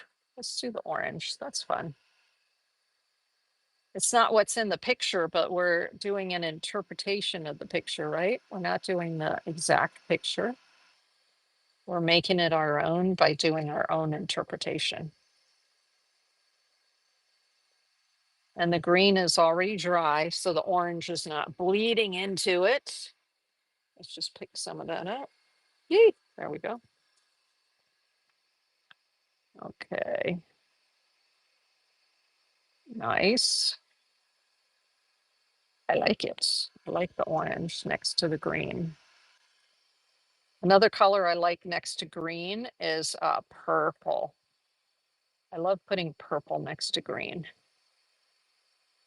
But I don't have a good purple on here. I would have to mix it, which it wouldn't be hard to mix. I would mix either the cobalt blue and the magenta or the cerulean blue and the magenta, and then I would get a purple because blue and reds together make purples. But I do have what's called convenience colors of purple. That means colors that come right out of a tube and they're purple. And okay, we don't have much space left, but let's do this right here. There we go. Okay, I can actually darken that just a little bit more there. Nice. Okay. Giddy up. He's looking cute, isn't he? All right. Now, what colors do we want here? I'm not going to do this one yet because this is still wet. So if we come down here, this was going to be yellow, I believe. And then this one, yellow as well. But let's use two different yellows. So I'm going to use the oranger yellow, or what we call the warmer yellow. I'm going to use that one down lower. Eh. Okay, so I'm going to use this one here. This is the warmer yellow. Now I'm trying not to put the yellow over top of the blue. And the reason for that is that what do yellow and blue make together? They make green, right? So if I layer the yellow over top of the blue, I'm going to end up with a green. And I certainly don't want that. So I'm being careful not to touch the green with this yellow. Okay, there we go. Nice. I like it. What happens if you put yellow over top of magenta? You get orange. You get orange. Okay. So that's probably what I'm going to put underneath here is a little bit of orange to darken it a little bit. Okay. There we go. There's the initial yellow. Fabulous. Thank you, yellow. All right. Now, before I put the yellow here, since this is still damp, I'm going to do the black, up there. So let's get some black. Now, if you look at this palette, I don't have any black in here, but you can make black. Let's see if we can make a black. Ooh. So black is going to be I'm going to start with the indigo. So that's dark, dark, dark. Then I'm going to put some red in with it. This is a cadmium red. You see how it's already getting darker? It's kind of like a wine color. Now, if I come in here with a yellow, then, so it's the three primary colors together, and different combinations are going to give you black. But as you can see here, I've now got a brown. That means I have to add some more of the dark blue to it. Now we've got a kind of a gray. Can you see that?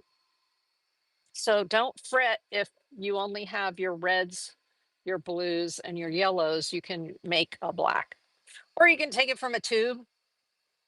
My favorite from the tube is the Daniel Smith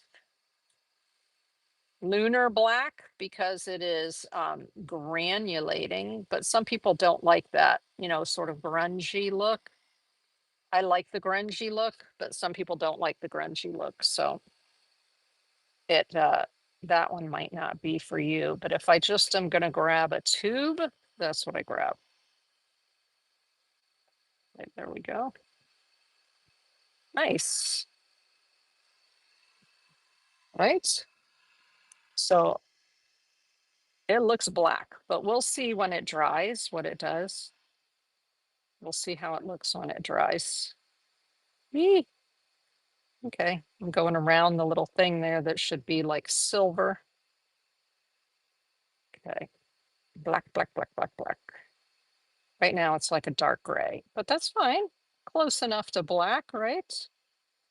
My father used to work for the US government. He'd say, close enough for government work, right? Close enough for government work, darling. Okay, cute.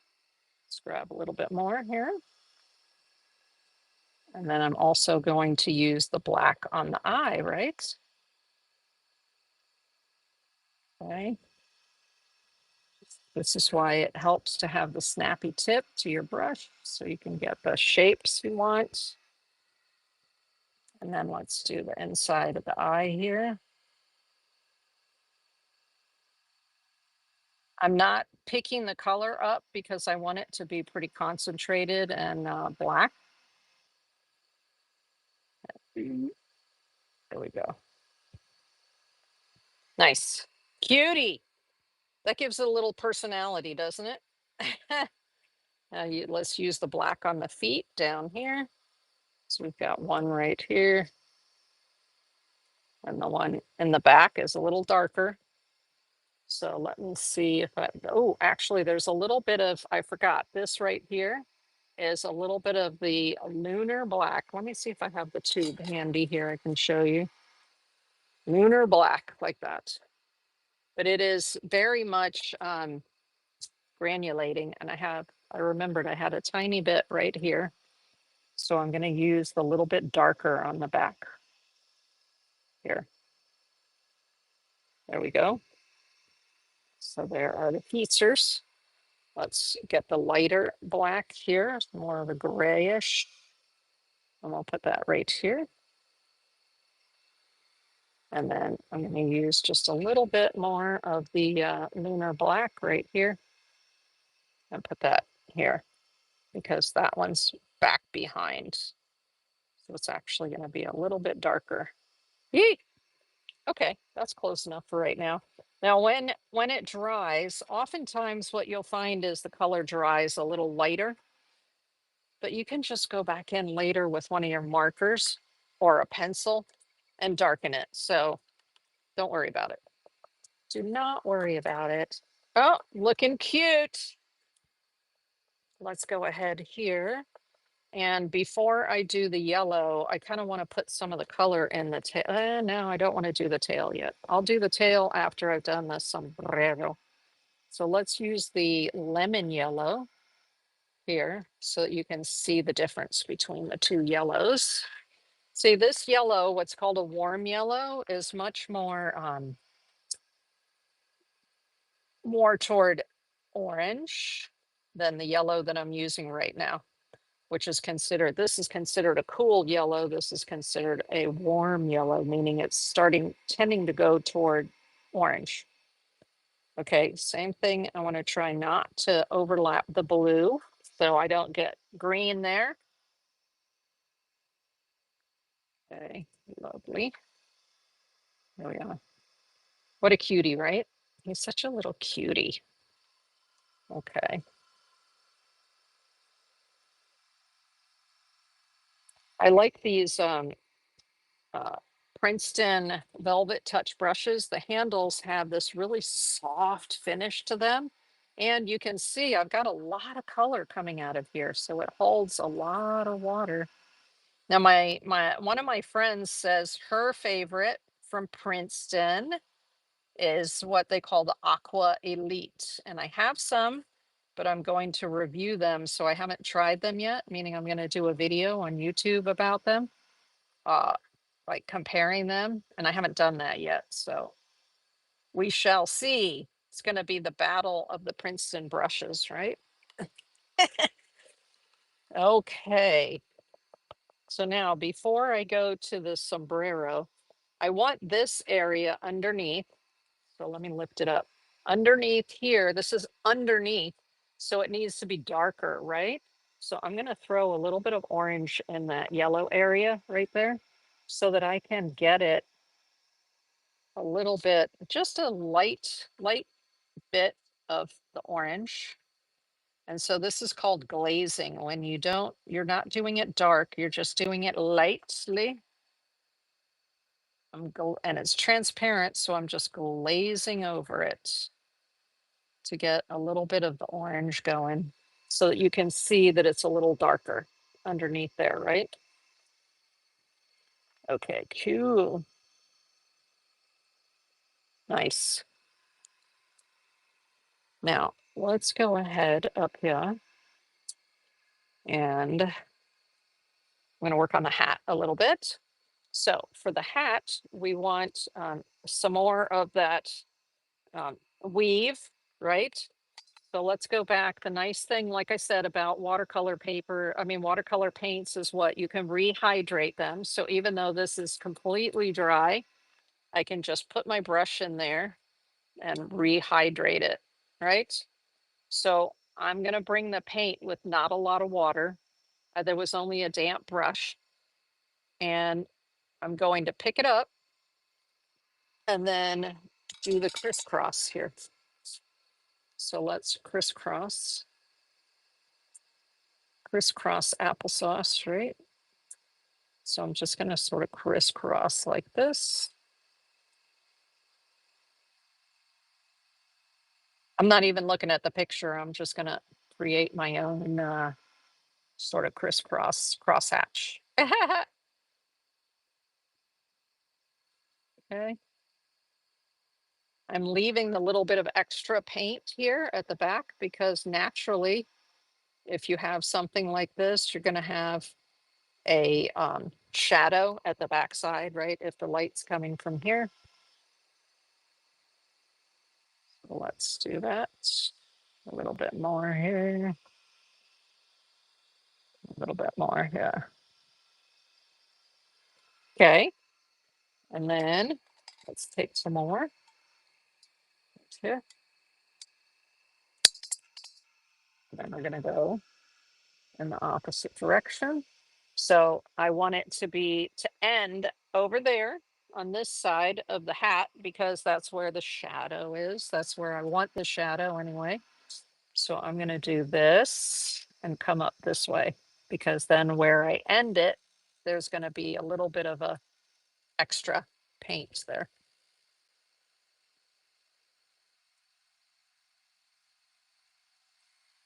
Right? So it's something sort of fun. I need just a little bit more here. See, I'm not trying to be uh, realistic because I am definitely not a realistic painter, but we can have fun, right? And so what I'm doing is I'm going from the base of, or from where each one of these came down, and then I'm grabbing from there and bringing some color up and matching the other one that's there. Okay. And then you bringing this one up here like this. There we go. Now we've got something going there. Look at that. Is that fun? So let me take a look at this and see how it goes here. I'm just looking at this area to see what I want to do there. Getting a little more water on the brush so I can pull this a little bit more in. Okay. Okay. So here, I'm going to sort of run it along here.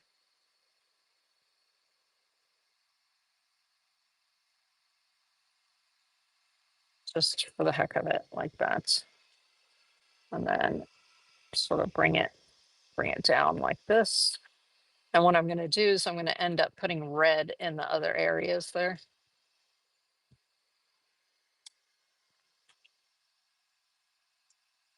In between. And I also have to put a shadow along the bottom. So let's see.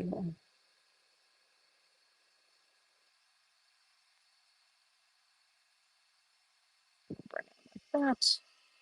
Completely unrealistic, and that's fine. I am okay with that. I am all right with unrealistic. And then here, I'm going to have it come this way.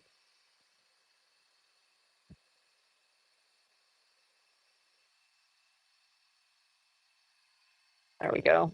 And now I'm going to take a little bit and I'm going to put the shadow in here. Right? I'm applying a little bit extra along the bottom so we've got a nice shadow going. Okay, good. And then we want to put a little bit more over here because we also want some shadow over this way from the hat. And let's add just a little more shadow like this across the back half of the hat, right? Of that. And that will help give the feel of the hat being rounded. There we go. Okay. Let me bring it up for you. There you go. There's the hat. Oh my goodness, he's so cute. Now, I have to let that dry before I start putting the red in. Okay. That's why I wanted to do that now. Let's do some of the tail. And we want some bold color for the tail, right? So let me grab some bold red here. And then I'm just going to do push it, twist it, turn it. There we go. And let's just do another one here. Good. And now, what other colors do we want? We want some of this blue right here.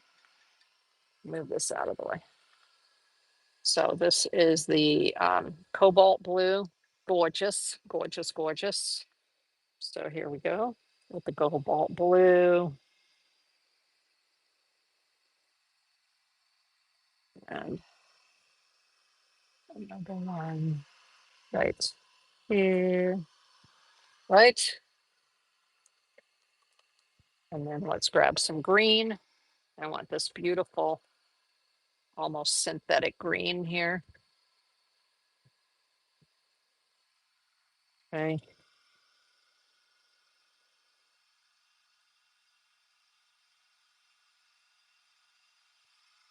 Yeah. A little bit more.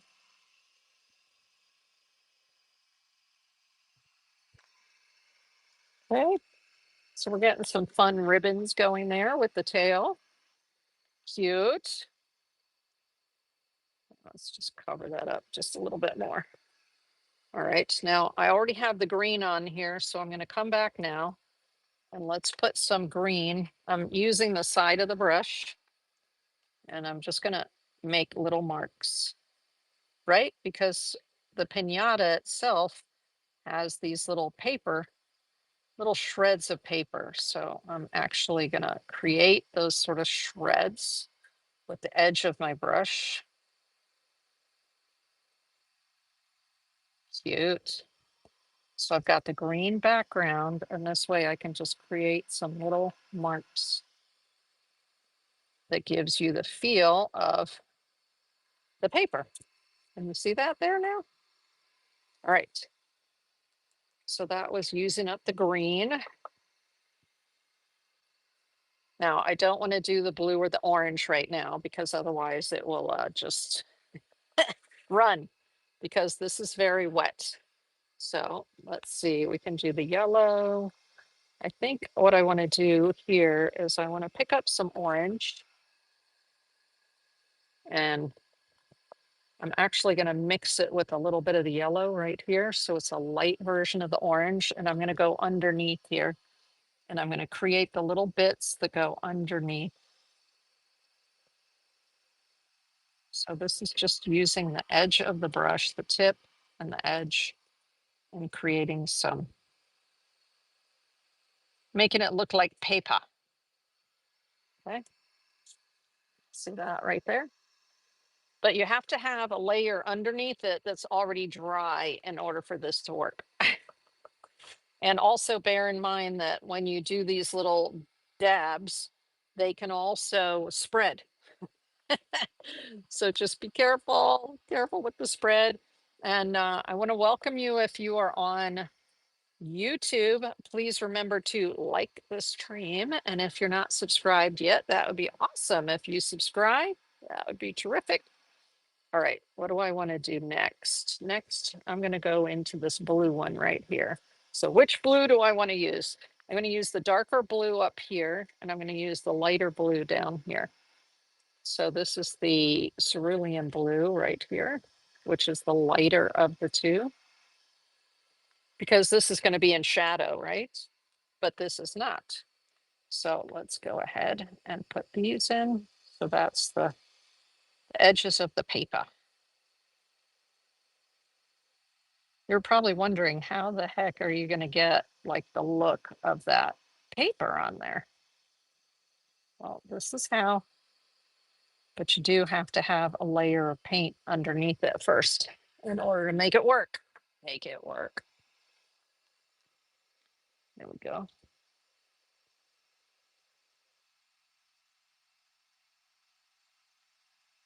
I'm using the brush on its side. So here's the tip right here. I'm using it on the side of the tip to get those little marks. I don't want to go too much over the yellow because what's going to happen optically, it's going to, they will optically blend and give you green. And I don't want that. Don't want it. I want to keep the colors separated, the yellow and the blue. All right, cool. Now we've got that part. And what's the next section? Maybe we'll go with the darker blue up here now. Dark blue. So this is the cobalt blue. And I'm watching where I'm putting my hand because I don't want to put it in wet paint, right? So I'm putting it above. And again, using the edge of the brush. Cute. Hello there, little horsey. Pinata. Hello, Pinata.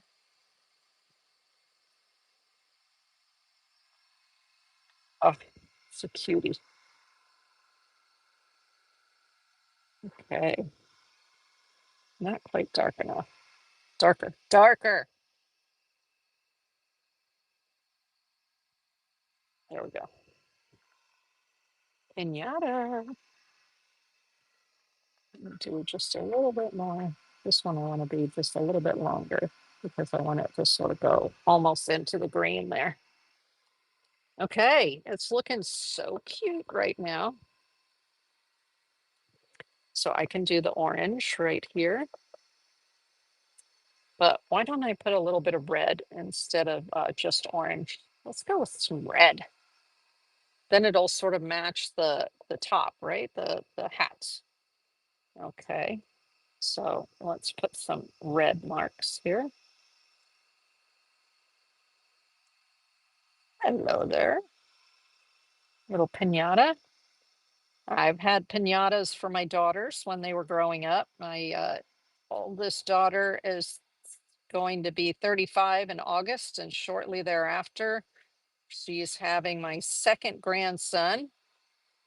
They already picked out a name, Aiden. So Aiden will be born in August, and I'll be going. She's like, "Mom, you're coming over, right?" She's about 3 hours away. And I said, "Absolutely. You can count on me. I'll be there to help take care of their Ashton, their current son. She's going to be having the baby at home, which is exciting because I had two of my three at home. Congrats, that's so exciting. Yes, thank you, Flower Gazer. Yep. So in August, late August, like from about the 15th, 16th, I'm going to be going over, if the baby's not here yet, I'll be going over and taking care of the little one. I'll take my like my camera stand with me. We'll see. I just got a new camera stand called an Olivia. I don't know if y'all have heard of that or not, but it's it goes down compact. It holds your phone beautifully. And so it can look at me and it can also look down just by flipping it. And I'm like, oh, this is kind of cool. Okay. Okay. So I'm going to take that with me. You never know. We'll see. We'll see. I may or may not be able to do a show while I'm over there. Ay, ay, ay. Okay, this little guy is coming out so stinking cute. The challenge is going to be the yellow. Like, how the heck do you get, a heavy enough yellow to where it'll make what looks like little pinata marks? But we'll see. We shall see. Before we do that, I'm going to go back into the red and let's work on the sombrero. So first of all, we need some red along the edge of the sombrero here. So it's actually a little thicker here. And as it comes around, it gets really thin. And then here again, we have some thicker. So what I did was I made sure that my paint, there's not too much water in my brush. Because if there was too much water in my brush, this would just go bleh all over the place. So if you want to put in a more careful line, you need to make sure that it's damp, but that it's not too damp because I want the paint to go exactly where I want it and I don't want it spreading right now in order to create this edge of the sombrero. Oh, it's coming out nicely. I like it. I like it. Okay, let's go from here. My hand's shaking a little bit because I had a coffee just before. Just before starting. Now I'm going to hold my wrist and I'm going to hold it up like this because it's still wet down here, but I want to get a little more detail, like a little more right there. And so it can help to hold your arm up off of the surface in order to do this. Okay, let's do this. Nice. I just turned the brush, turned it like this because I wanted the tip, instead of coming out this way, I wanted the tip going that way to help me with this. Okay, now I made that kind of thick. So what that means is I have to do the other side. I have to do this side a little thicker to sort of mimic or mirror that, right? There we go. So you can always make corrections as you need to. There we go. I'm actually going to make this a little thicker right here. Okay. Now the sombrero's showing up nicely. Again, I'm holding my wrists so that I can have a little more steadiness here. Okay. And I want to do it a little bit. I want you a little bit thicker here, darling.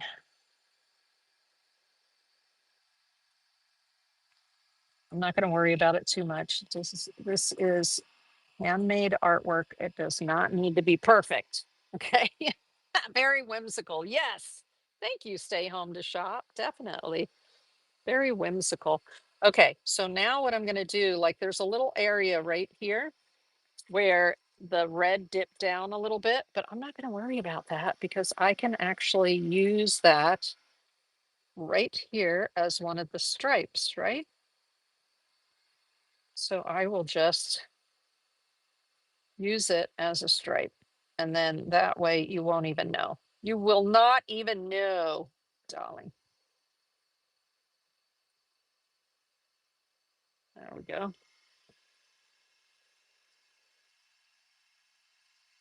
I'm just pouring in the red along here. That's fun, right? I'm gonna grab a little bit more red because it's beginning to get, not as dark. I'm gonna need a little more water because it's not flowing off of there as well as I want it to. So I just gave it a little more water. There we go. Now it's thicker, thicker, thicker, thicker. That's what I wanted. I wanted it brighter red. There we go. Nice. And then we're going to start doing it this way on this side.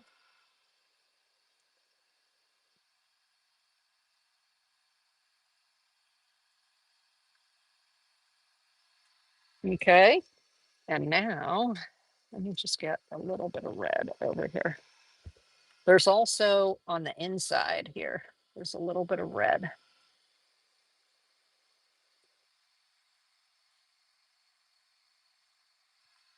Okay. And the same over here. There'll be a little bit of red.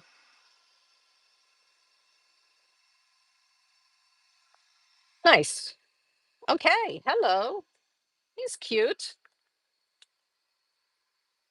Now, what I may want to do, I think what I want to do here is I want to have the red come this way as well.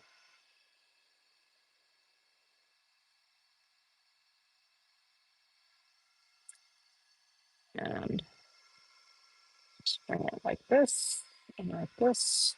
There. And it's got a bit of an X to it, right? Let's do this one here.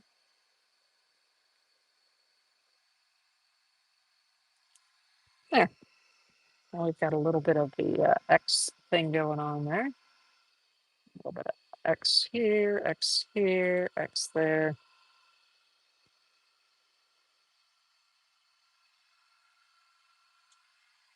Okay. I like it.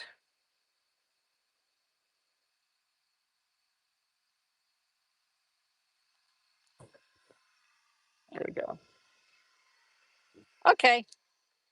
The hat, I'll call the hat done. Let me bring it up a little closer for you. There you go. I would call that done. Now, the way that the edge of the hat looks here, I think I would take a darker brown. So um, let's take a little bit darker brown and put it along the edges. So how am I going to make a brown? Let's take some orange and take some blue, right? And when you take orange and blue, they're opposite each other on the color wheel. And what do you get? Brown, just like that.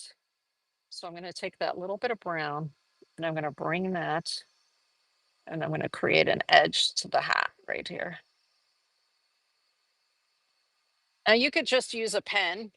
You don't have to use watercolor, but I'm using watercolor because I wanted to show you if you understand color theory, how quick it is to be able to just make the colors that you need, y'all. Just make them. Okay, that's a little too much right there. So let's just get a spot that doesn't have anything on it. There we go. So now I'm just going to put a little bit here. What I'm doing is I'm just putting a little bit of shadow in there. Okay, just a little shadow, but I don't want too much shadow. So I'm just lifting it right back up again. Okay. And what I noticed is that I had a little bit come off the edge there. So what am I going to do? I'm going to use this one. And I'm just going to try to sort of just a little bit take that little tiny bit that got over on the edge away. There we go. Okay, fabulous. Fabulous, love it. There he is. There he is. Okay, now let's come back down into this area right here. Ah, see what we can do with the yellow.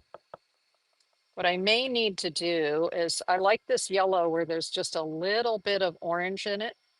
So I'm going to use that down here because this is the yellow that's warmer, right? So I just put a little bit of orange in with that yellow. And now I've got a light sort of yellowish orange color going. That's okay. It'll work. It'll work. It'll work because the yellow will show out along the edges of it.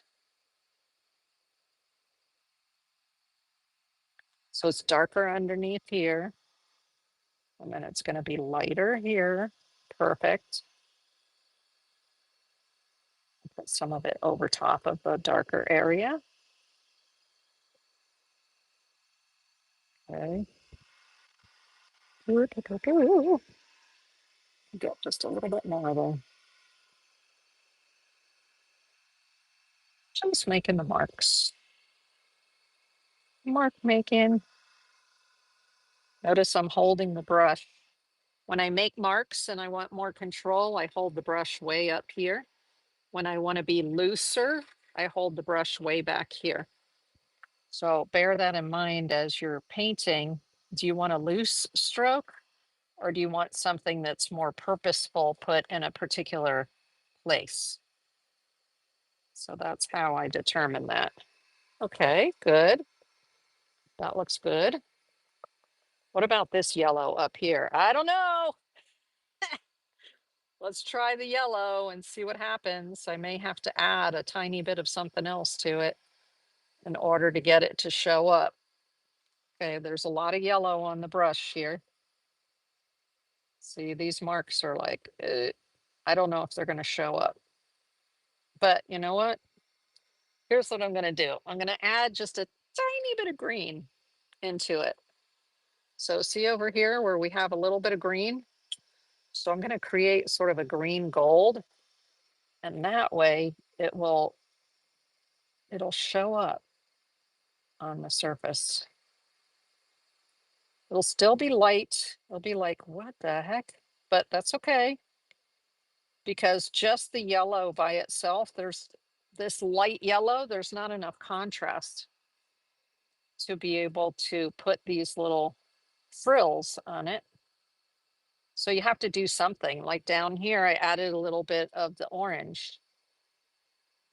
And here I added a little bit of the green for something different. Okay, almost there, almost there. Loving it. And then we'll have the pink down here.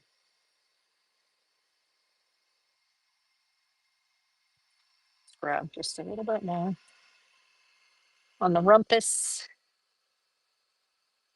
Come on, rumpus. There we go. Okay, nice. I like it. I like it. And then let's do the pink area down here. So the pink was the magenta. Magenta. So again, I got lots of I put water on it to rinse it, but then I took a lot of the water out by touching it on my cloth here.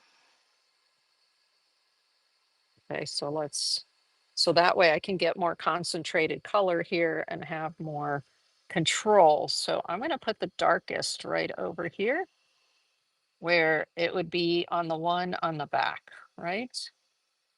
The legs on the back are going to be the darkest. So let me use the darkest here. It's okay if it goes over because it's frilly, right? It's frilly paper. So that's fine. All right. That's the darkest version. Now I can add just a little bit of water. I'm just tipping it in the water. And that will give me a lighter version. right? Because water with watercolors, how you lighten the color up. There is white. I do have white gouache that I can use in order to give myself a pink, but really, for the most part, you can just add water and then get it more pink. Okay, so this is a lighter pink. Nice, that's what I wanted. I wanted a lighter color here so that I could just have the darker in the background. And that's where playing with water and water control, right? That's where I'm playing with that. Okay, what? A cutie pie. Hello, cutie. Okay, I love where this little guy is going. All right, I'm just cleaning the brush. Now we've got these two little areas right here that are supposed to be silver. So what am I going to do to create a silver? What I need for silver is I need a gray, but then I need a gray with a little bit of blue in it, right? So let's take the lighter blue here. Maybe I'll take this, my favorite cobalt blue that's right here. So this one that I said is one of my favorites lately. And so I've got a blue gray there. Now this black is dry. So I'm working in there with it being dry. And I'm not even covering the whole thing. I'm leaving a little bit of white because isn't that what you would have little highlights on it? Okay, so that's good enough. And I don't need to put anything in the eye, although I'm going to assume the hat is casting a shadow on the eye. So I'm going to put a little bit of the gray up here because you would have a little bit of gray based on the hat on the eye. And then also we're going to have a little bit of gray underneath here, right? So I'm just going to like that. I'm just going to quickly go across here to create a little bit of a shadow. Actually, it's not dark enough. So I'm going to grab a little bit more of the black that we made earlier, a little bit more of the cobalt blue or cobalt teal. There we go, which kind of gives us a steely color. Then I'm going to do it again because it's not dark enough, but I'm watching because this is still all wet. So I want my hand to be up, right? Let's get the, I don't want to do it too much because what's going to happen is that blue, it's watercolor. So the blue is going to start to lift back up if I did that, if I did it too much water. But we do have a shadow there and I'm going to bring the shadow down here because the hat would cast a shadow on the neck, right? And then there's probably going to be a little bit of shadow right here. So this is just that little bit of gray that I made. All right, so now we have our little bit of shadow going there. I like the shadow up underneath the hat. I think that's good. That's good, that's good. Now, what I'm noticing is the hat looks like it's just floating on the head right here where the pinata and the hat meet. So I actually want to put a line there. I want to sort of outline that edge a little bit, but I have to wait just a moment. Now, if you're an impatient painter like I am, then you can just get your heat tool. This is a, what would you call it? Like a craft heater, an embossing tool, embossing heater. So I'm just going to grab this and dry it real quickly. And I might as well dry these other areas here too, a little bit. Ooh,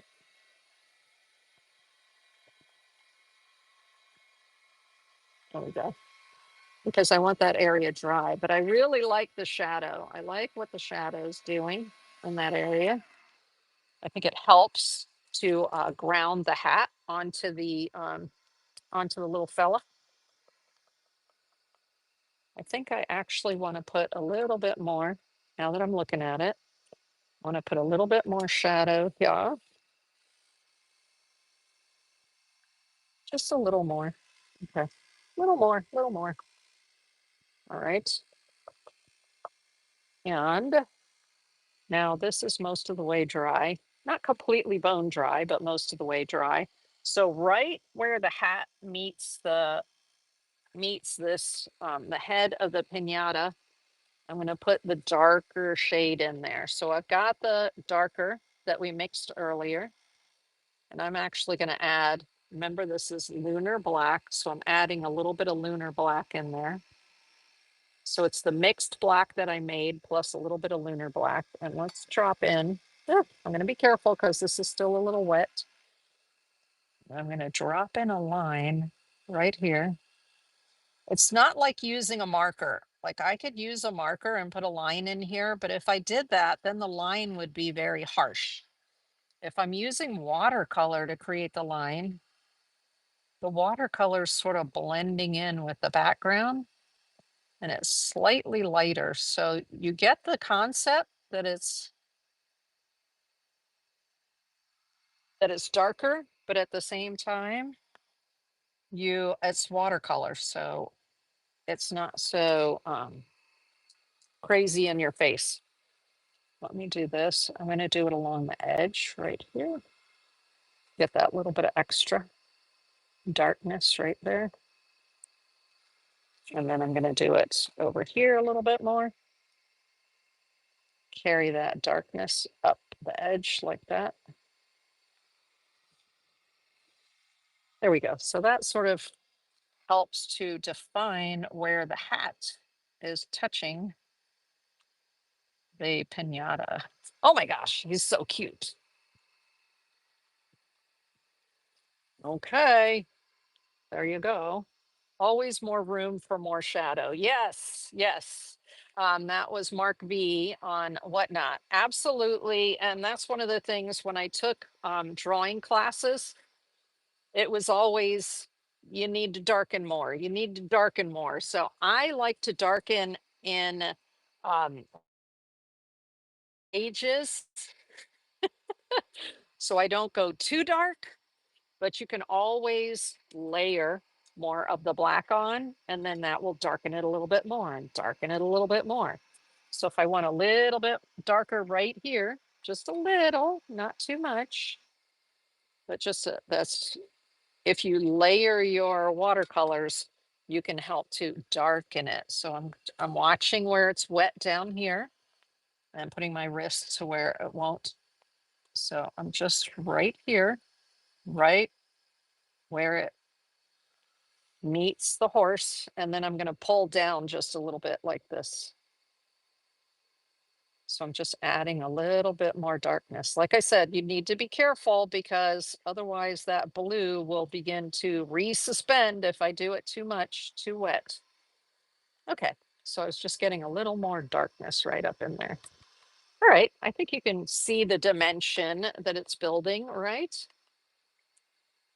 All right, now I want to do the feet down here, but I want to show you if you were to use a marker instead of using the paint to do the features, okay? So let me move this, make sure that you can see clearly the feet. Yeah,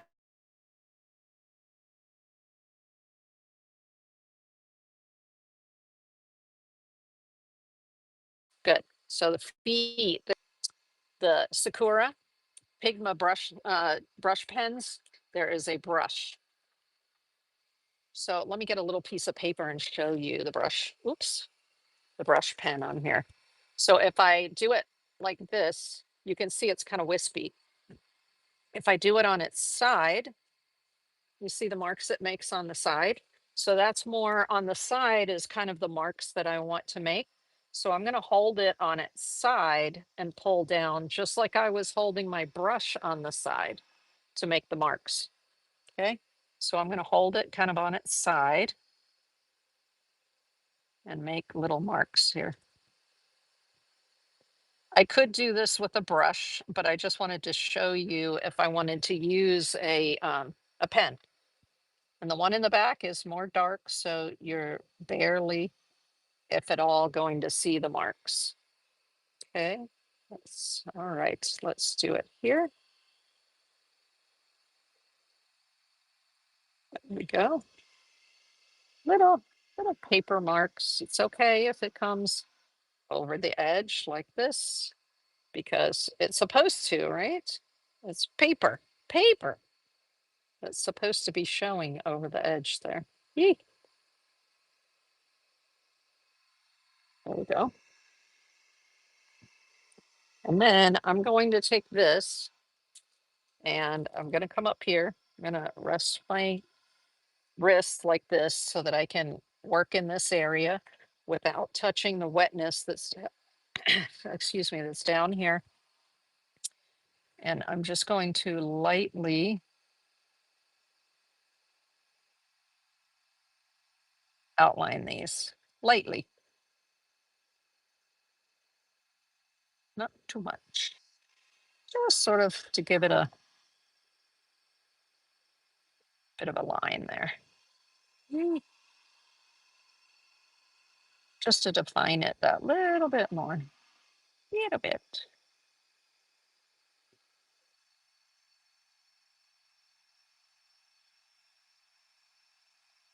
My hand's shaking a little bit because, like I said, I had the coffee before I started. Ah, there we go. Nice. Now I'm going to go around those little, these little things right here too, just to sort of define them a little bit more. There we go. And if I wanted to, I could go around the eye as well, but I'm happy with the eye the way it is right now. So I'm going to leave the eye the way it is. But that was the brush pen from Sakura Figma. All right, now what do we want to do in the background? Huh? Do we want to do a background? I mean, I could just leave it white, couldn't I? But I'm going to assume that this little one is up in a tree. It's in a tree. So I'm going to put some leaves around it. And let's see what brush I want to use for leaves. Oh my gosh, there's so many different brushes here. I'm looking for one of the Christy Rice. Yeah, this is a cute brush from Christy Rice. Let's try this one. I've also got this one from Christy Rice, but let's just use this rounded one right here. And I'm going to go with this green that's right here. It's sort of a spring green. And I'm just going to put some, I'm not doing anything, special, just sort of working with the fact that this has a rounded tip to it, right? And letting the rounded tip do the work.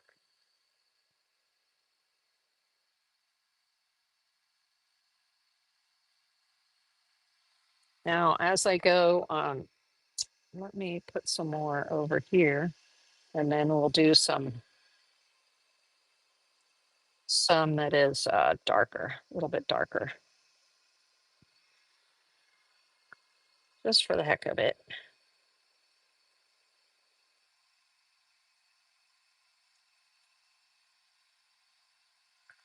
Okay. Okay, okay, okay.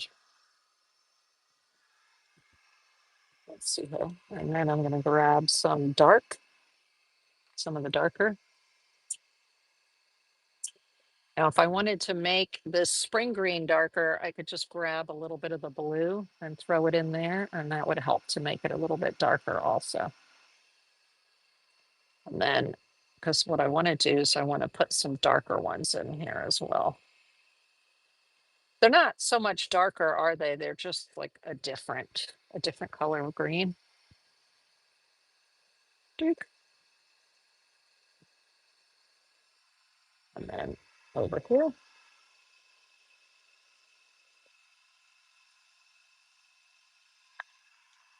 There we go. That's just to add a little extra dimension, right? It's not, I'm not trying to finish off a whole painting. Okay, there we go. That was fun. All right. I would say that this pinata is ready to be whacked. What I'll probably do is add like a little chain or something going up here because the pinata isn't just sitting in space, is it? The pinata is attached to the tree somehow, and then it's going to be whacked and it's going to end up giving us that delicious candy. But I like how this little shadow came out right here. And the shadow underneath the hat looks pretty good. And then we've got the darker color under here and in the back. So you can see the dimension, the extra dimension there is looking good. And look, I was using up some of my leftover paint in one of these, uh, but there's still tons of paint right there. So, so much for using up the paint. But okay, so that is the lesson for today. I hope y'all enjoyed that. Our little pinata wearing a hat, right? Wearing a sombrero. So that is the World Watercolor Month um, idea for today, World Watercolor Month. And then we've got day 6 is hats. So take a little time and come up with your fun ideas. I had the sombrero idea and I went ahead and did a sombrero, just a simple one, in my notebook here earlier, but this is taking it to the next level and creating a little pinata to go with it. So fun. And so thank you for joining me for this part of the show. It's been a lot of fun doing this creation together with you, and I hope you enjoyed it.